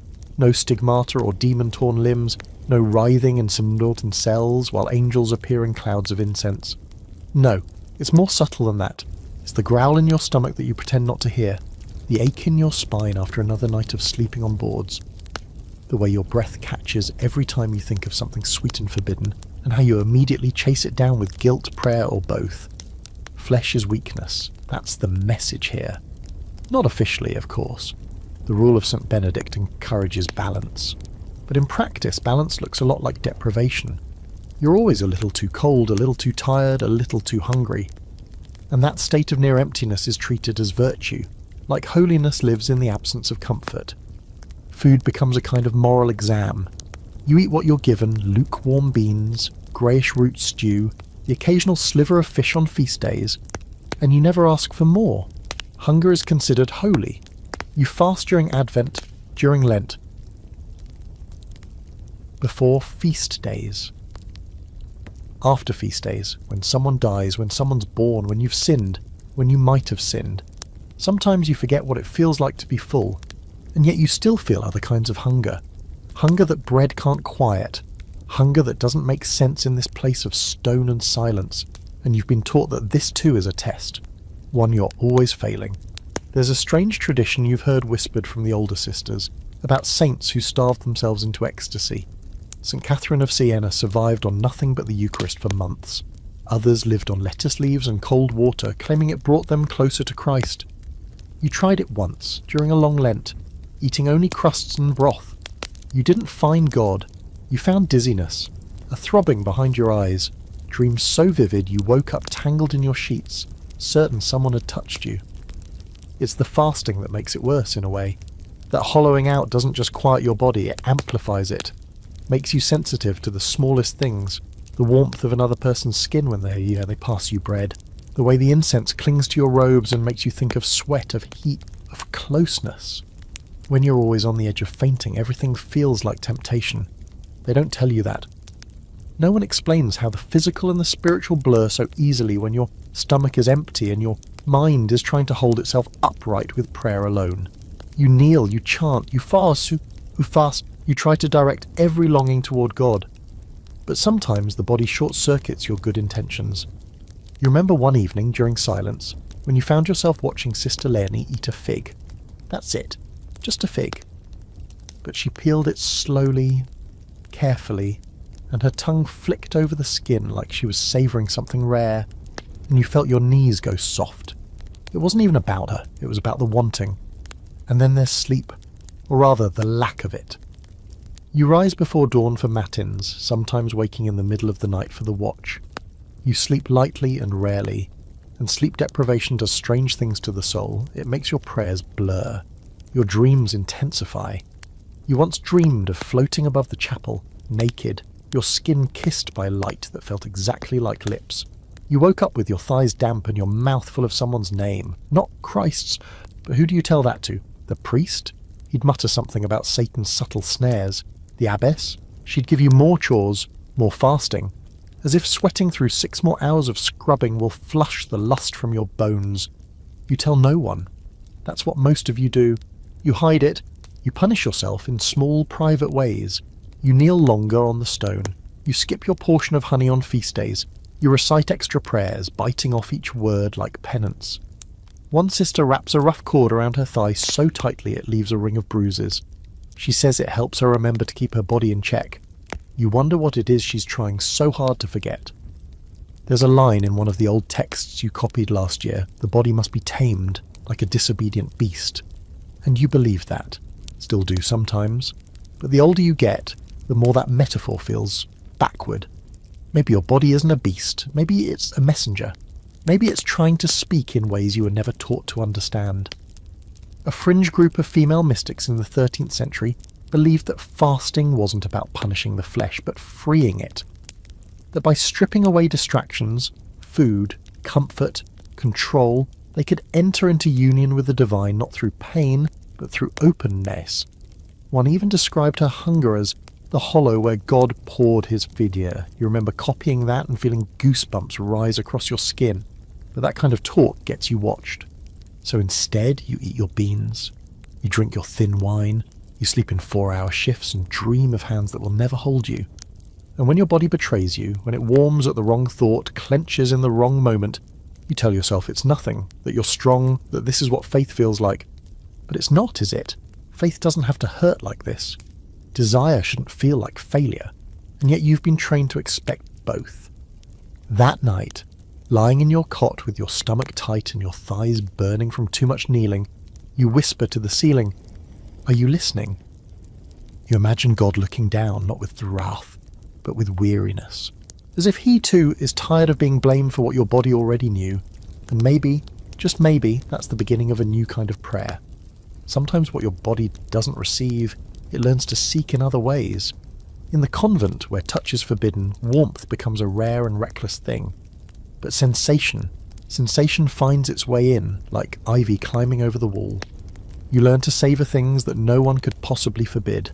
The scent of thyme crushed underfoot, the softness of linen fresh from the sun, the honeyed edge of music during vespers, the way the air tastes in spring, thick with rain and something that feels almost like forgiveness. One morning during candle duty, you catch yourself lingering over the beeswax. The heat of it, the scent. There's something tender in it, something almost maternal, like skin warmed by light. You breathe in deeply, then glance over your shoulder, half expecting someone to scold you. But no one's watching, or if they are, they pretend not to see. You've noticed lately how your senses have become sharper, how deprivation, strangely, has made you more alive to the details of everything around you. That's the paradox, isn't it? They think that if they deny you pleasure, you'll forget how to want. But instead, you just learn to want better. Smaller, quieter, more deeply. Sister Marianne teaches music. Her voice is low and smooth like velvet left in sunlight. When she sings the Agnus Dei, it's as if her words dissolve into something thicker than sound. You sit behind her in the chapel, not watching her exactly, just absorbing. And when she exhales at the end of the chant, you feel it in your skin, as if sound itself has found a way to touch you. That's the thing they never tell you about life in a convent, how loud silence can be, how every little thing you're allowed to feel becomes amplified, blooming larger than it has any right to. A faint breeze against your cheek during Lauds, the accidental brush of a sleeve during communion, the way someone's hair falls loose from her veil, just for a moment, and the shape of her neck takes your breath away. Sensation, once stripped of its obvious sources, gets smarter. There's an old belief, rare, fringe but persistent, that some nuns experienced mystical union not through visions or voices, but through touch, that God could be felt in the fabric of the world, that by truly paying attention to the physical you could unlock the spiritual. It was considered borderline heretical, too sensual, too risky, too easy to confuse ecstasy with arousal. But there are stories. One mystic claimed she felt Christ's presence in the warmth of freshly baked bread. Another said she saw angels in steam rising from bathwater. A third, a nun in France, was said to go into raptures whenever she held a certain book, not for what it said, but for how it felt in her hands. You understand that now. You're not chasing pleasure exactly. You're just trying to survive on scraps of beauty, and sometimes those scraps feel like feasts. One afternoon during kitchen duty, you stand beside Sister Celeste as she grinds cloves into a pot of stewed pears. The scent is overwhelming, sweet, spicy, warm. It makes you dizzy. She offers you a spoon to taste. You do slowly, and the flavour bursts across your tongue like light. You catch her watching you, just for a second, and in that glance something passes between you, faster than speech, deeper than prayer. Later, you wonder how something as small as clove and pear could feel like such a sin. And yet the sensory rules of the convent are very real. Baths are quick and cold, touch is limited to necessity. Smells are monitored, too much lavender, and someone might accuse you of vanity. Even your own voice must be controlled. You once laughed too loudly during recreation and were assigned an extra hour of kneeling, not because it was unholy, but because it was excessive. Everything must be moderate, restrained, decorous. But you've stopped believing that moderation is the same as holiness. You've begun to think that moderation is just fear in disguise.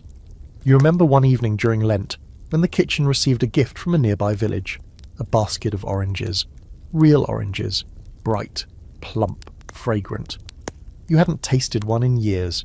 You peeled it slowly, reverently, and the juice ran down your fingers, sticky and golden. You shared it with another sister, laughing softly as the segments fell apart in your hands. You've never prayed harder than you did that night, half in gratitude, half in shame, but you keep noticing things. The way candlelight reflects off glass, the softness of a calloused hand when it brushes yours, the music of wind in the courtyard. You even start to read scripture differently, seeing the sensual in passages no one discusses aloud. Your lips drop sweetness as the honeycomb, my bride. Milk and honey are under your tongue. Song of Songs again. The church says it's metaphor. You're not so sure. There's a scholar, modern speculative, who argued that medieval nuns were some of the most sensually attuned people of their time. Not because they were sinners, but because they were trained to pay attention to detail, to savour the texture of parchment, the fragrance of a chapel after Mass, the rhythm of breathing in a still room. When you strip a life down to its barest essentials, what's left becomes sacred. You hold that theory close. You begin to collect sensations like relics, a pressed violet found near the cloister wall, the roughness of raw wool against your arm, the echo of birdsong at dawn. Each one a tether to the physical world, each one a reminder that you're not just spirit and rule, you are flesh too, and the flesh is not your enemy. One night, lying in your cot with a breeze drifting through the high windows, you trace the edge of your blanket with your fingertips and let yourself feel everything. The warmth, the ache in your legs, the softness of your breath in the cool air. You imagine hands, lips, voices, not in a sinful way, but in a human one. You imagine God not as a blinding light, but as a sensation, a warmth at the edge of your skin, a sweetness on the tongue, a hand in yours, steady and strong, and for the first time in weeks you feel full. Sometimes you wonder if you're living in a memory, someone else's, not your own. Not the kind etched into parchment or carved into chapel walls, but a lingering echo, soft and stubborn, that refuses to fade. The convent feels like that more and more. A place suspended in time, repeating itself in loops so subtle that unless you're watching closely, you'd swear it was all new. But it's not. You've been here long enough now to see the pattern. The new novices arrive with round cheeks and wide eyes, whispering their prayers too loudly, tripping over their habits, burning their fingers on hot bread trays. They flinch at cold baths, blush when complimented, cry when they miss home, and then they change. The chapel bleaches them slowly. They kneel a little straighter, speak more quietly, touch less, laugh rarely. You remember when you were one of them, and now you're not. One morning, a new girl, barely 15, pale as parchment, approaches you after Lauds and asks where the infirmary herbs are kept. She's been assigned to Sister Elodia's old post. You watch her for a moment, this girl with hands too small for buckets and a voice that cracks when she says, "Excuse me." You take her to the storeroom, show her the labelled satchels, how to grind dried thyme without losing your fingernails. She watches with such intent that you forget to be suspicious, but part of you wonders what kind of woman she'll become here. Who she'll be allowed to become. Later, during chores, you overhear two older sisters talking about her. She's a good girl, quiet, obedient. She won't cause trouble. That's always the highest compliment here. Not intelligent, not kind, not brave, just quiet, obedient, trouble-free. But you've begun to understand that trouble isn't the enemy. It's forgetting that you ever had a voice. You think of the ones who didn't forget. Sister Benicia, who laughed too loudly, Sister Magdala, who dared to carry Lid's life, Sister Elodia, who knew too much, Sister Celeste, who once traced her fingers along your spine and whispered, "I want to believe this is holy too." They were trouble, all of them. And that's why you remember them. You've started keeping a list. Not on paper, that's too risky, but in your head, recited like a litany before bed. Not saints, not martyrs, just names of women who reached beyond what the convent allowed. You mouth them like prayer beads, one by one, as if each name unlocks a little door in your soul. You wonder how many lists like this have been whispered over centuries.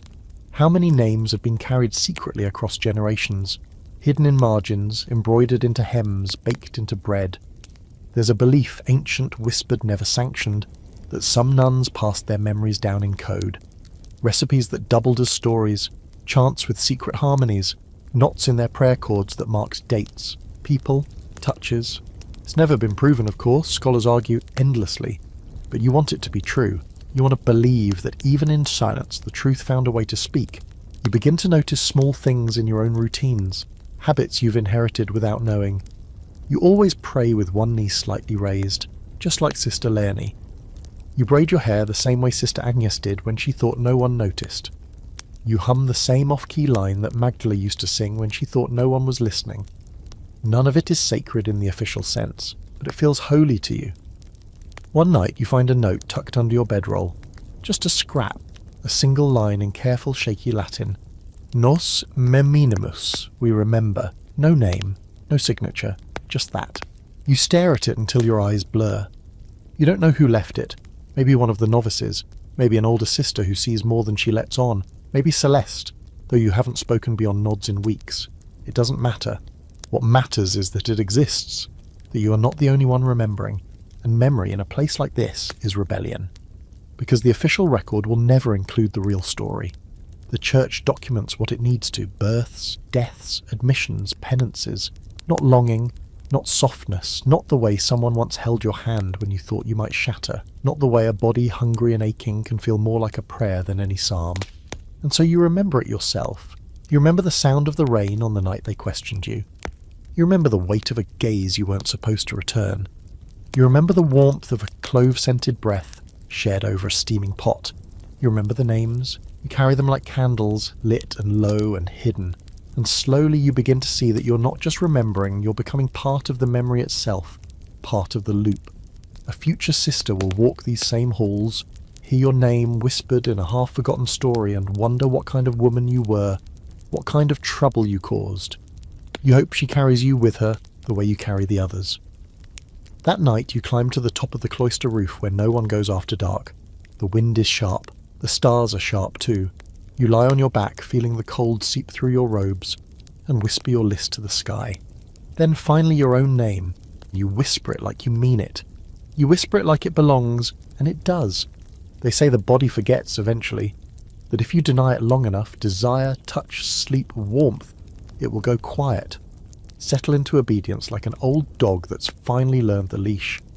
But your body, stubborn thing that it is, has other plans. It doesn't forget. It stores. Tucks sensations into bone and breath, keeps them warm and pulsing, waiting for a moment when the mind finally lets its guard down. That moment comes, uninvited, in the middle of a perfectly ordinary task. You're sweeping the stone corridor that runs behind the chapel. The air smells of dust and incense and some lingering sharp tang of candle smoke. The bristles scratch softly against the floor. Your mind drifts, as it always does now, because it has nowhere else to go. And then a hand brushes your shoulder. Just a touch, light, casual, but you freeze. It's Sister Celeste. You haven't spoken since the Inquisitors left. Not really. She's been quiet. Her smile's polite and distant, as if the walls haven't just been built higher around you, but inside her too. But now she's here, her fingers hovering over your shoulder, like she's not sure if she's allowed to stay. "I thought you might need help," she says. You nod, because your mouth has forgotten how to make words. She takes the broom from you. Your fingers graze as she does. That 1 second is louder than the bells that call you to prayer. The silence that follows is heavy, not empty. It's the kind of silence that hums with all the things you're not supposed to say. You sweep side by side. The space between you becomes a question mark, curved and expectant. After a while, she speaks. "I left something," she says, so quietly you're not sure you heard her right. You glance over. "In the Psalter," she adds, without looking up. Later that night, after Compline, you sneak into the chapel. It's cold. The candles have long since guttered out, but you know the way by heart. You find the Psalter on the third pew, exactly where she used to sit. You flip slowly, fingers trembling. There's a pressed flower, a violet, fragile, nearly weightless, a note folded beneath it. You remembered. So I remembered Hando too. You don't cry, not here, but something inside you loosens, like a knot finally giving up after being pulled too tightly for too long. This is how it begins again. Not with declarations or grand confessions, not even with a touch, but with a flower and a sentence. The next morning she sits beside you at breakfast. Nothing dramatic, just a shift in placement. A choice. You eat your bread slowly, hyper-aware of the space where your arm brushes hers. You don't speak, but her hand rests flat on the table, close enough to touch. She doesn't move it. Neither do you. There's a term, affective mysticism, used by certain historians to describe the spiritual practices of medieval women who emphasized emotion, sensation, and the love of Christ as felt experience. Critics often accuse them of confusing the divine with the sensual, but others argue that they weren't confused at all. They were claiming something, claiming that holiness could be embodied, that love didn't need to be sterilized to be sacred. You wonder where the line is, between divine affection and human longing, between sisterly love and something that dares to have a heartbeat. Maybe there is no line. Maybe the church just drew one so no one else could. Celeste begins to leave you small things, a clove tucked into your cup, a fragment of a hymn you both love, scribbled on the back of a discarded recipe, a stone smoothed by river water, placed gently on your windowsill. Each one is a sentence in a language you are both still learning to speak. You respond in kind, a square of wool for her cold hands, a bookmark shaped from a dried fig leaf, a line from the Song of Songs, copied carefully into the margin of her breviary. Place me like a seal over your heart, for love is as strong as death. You know the risks. Of course you do. If you're caught, the consequences are clear. Separation, isolation, maybe worse. Not because you've broken a vow in the legal sense, but because you've broken the illusion. The nuns are pure not only in body but in spirit, that your lives are devoid of hunger, that love, if it exists, lives only in a sterile light. But you've stopped believing in that illusion. Not because you're rebellious, because you're alive. You begin to move differently, more carefully but also more deliberately. A touch passed between you in the cloister, a shared glance across the chapel, a hymn sung in quiet harmony that leaves your hands trembling in your lap. One night during recreation, she brushes a strand of hair from your face. The motion is slow, reverent. You could pull away. You don't. Afterwards, she says nothing. But when she passes you in the corridor the next morning, she slips a tiny square of parchment into your hand. You wait until you're alone to open it. It reads, "If this is wrong, then let me never be blameless." You sit on the edge of your bed, knees drawn up, and stare at the words for a long time. You don't have the courage to answer right away, but you keep the note tucked into your sleeve, and every time your fingers brush against it, your pulse quickens. The love you're building isn't loud, it's not even spoken most of the time. But it's steady, patient. It moves like water finding its own path beneath the stone. And in a place where every emotion must be rationed, where every touch is suspect, that is the most sacred thing of all. It doesn't take long for the others to notice. They don't say it outright. No one would dare. But the air changes. You feel it in glances held a little too long, in conversations that end when you enter a room, in the way Sister Jeanne clutches her rosary more tightly when you pass. It's not that they know exactly. It's that they sense the shift, the warmth, the way your silences now feel charged instead of empty. And in a place where silence is sacred, even the wrong kind of quiet can make the walls whisper. You and Celeste begin to meet during the hour before Matins. Not in secret, not really, just discreetly. The herb garden is empty at that hour, still shrouded in shadow, the stone walls radiating the last of the night's cold. You sit on the bench near the rosemary bush and speak softly, sometimes not at all. One morning she brings you a bit of honey on a crust of bread. "I dreamed of you," she says. You chew slowly. "What happened?" She smiles. "You were reading. I don't know what, you wouldn't tell me. You just looked up and said, 'You don't have to be afraid anymore.' Then I woke up." You don't respond right away, but your hand reaches for hers, finds it, or holds, and that's when you realise you're not just falling in love. You're building something small, yes, but real. A kind of chapel within a chapel, made of half-finished thoughts, shared glances, warm fingers, the things they can't catalogue or control. The Church has always struggled to understand relationships like this. There are letters from abbots centuries ago, puzzled and uneasy, trying to explain why Sister Maria and Sister Clara insisted on sharing a cell, why they wept when separated, why their prayers always ended with each other's names. The official explanations are clumsy: spiritual friendship, misplaced devotion, excessive affection. But if you read between the lines, always between, you find the truth. One 14th century chronicler noted that some sisters form bonds so intense that it draws suspicion. He meant it as a warning, you read it as a sign of life. But the warnings still matter. You start being more careful, less lingering. Fewer notes, glances only when necessary. You avoid sitting beside each other at meals, you pray in separate pews, you practice looking indifferent. It feels unnatural, like trying to hold your breath for hours. One evening, while scrubbing the refectory floors, Celeste leans in just a little too close, her voice barely above a whisper. "I hate pretending you're no one." You nod. "I know, but it keeps you here." She says nothing after that. Just hands you the bucket. "Boz, your fingers brush. That's enough." There's an odd relief in the simplicity of your bond. It isn't about sex. You've never crossed that line, though the Church would argue you already have, emotionally, spiritually, but for you, it's not about rules, it's about recognition. The moment someone sees you and still stays. That's what you've always craved more than anything. That's what convent life was supposed to offer. Community, unity, love. And it does, but only within boundaries that don't fit the shape of your heart.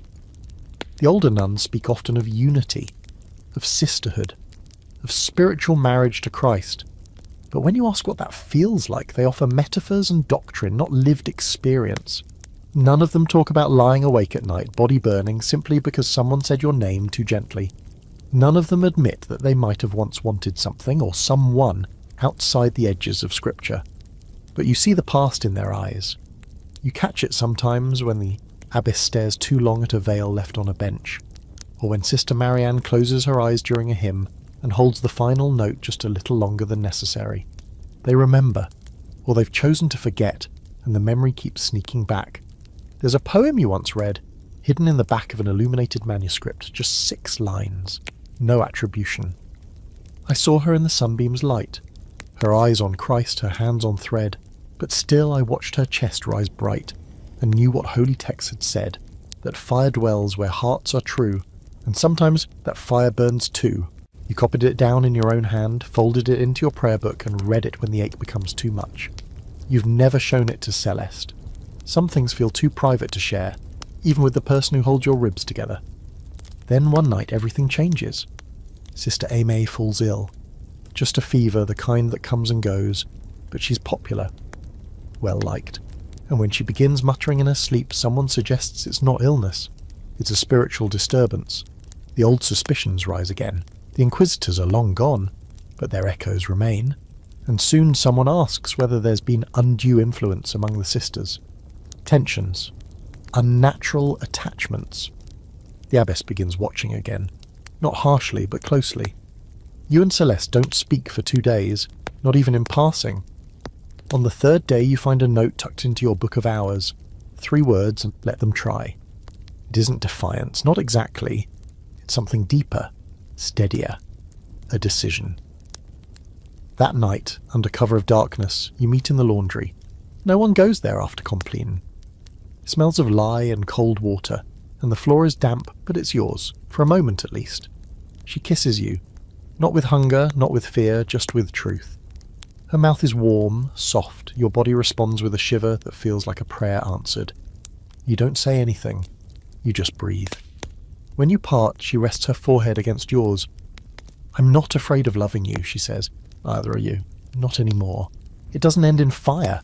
Not in exile. Not even in whispered judgment that turns to open scorn.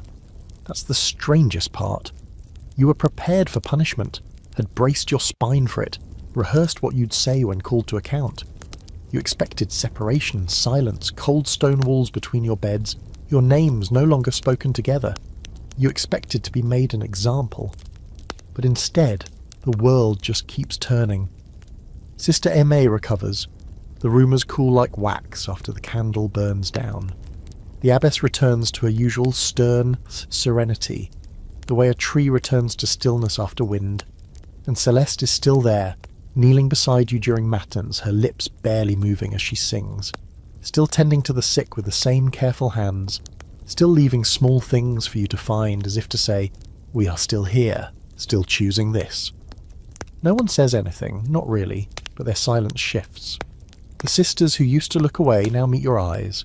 One of them, Jeanne of all people, nods during a recreation and says, you seem more yourself lately.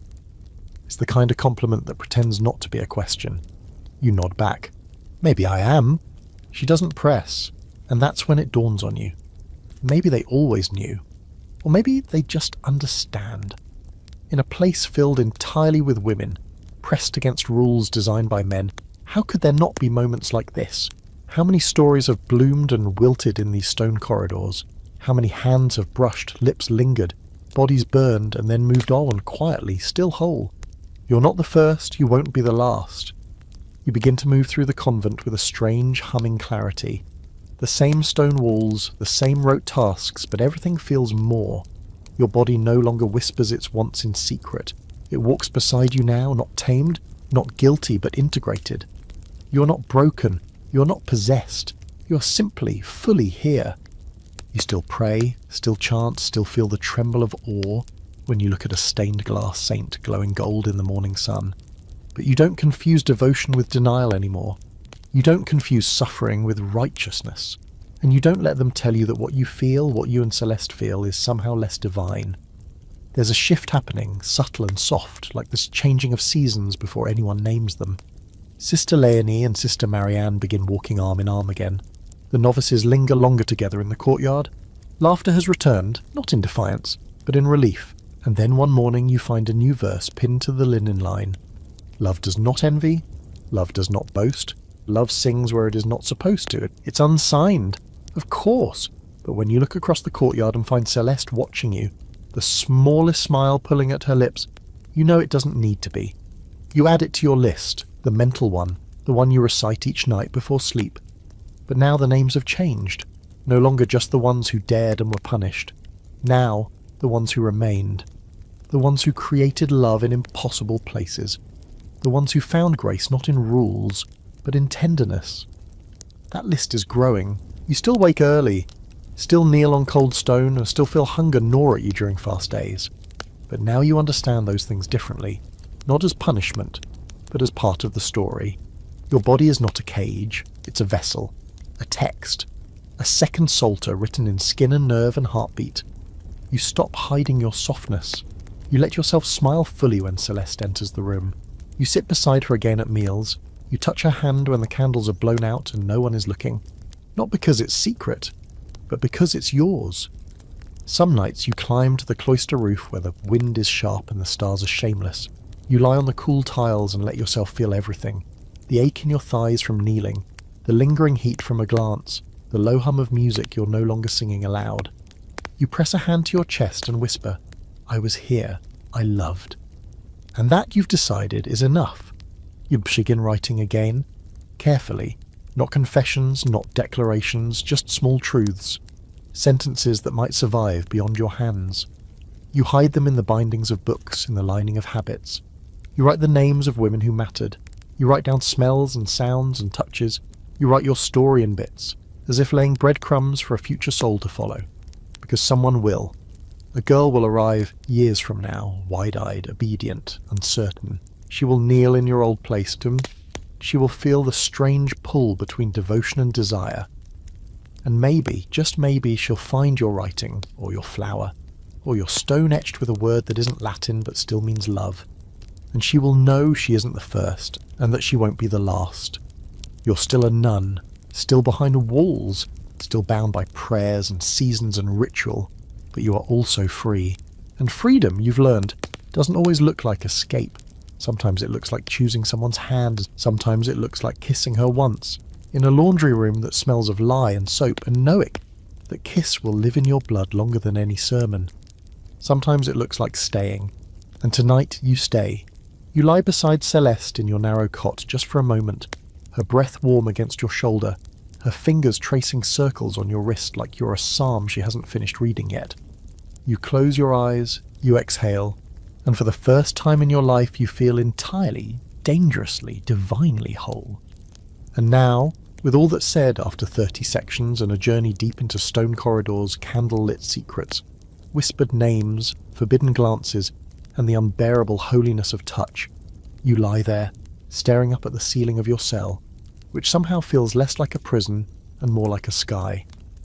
The story has ended, but the weight of it still presses gently across your chest, like a woolen blanket, warm, heavy, and earned.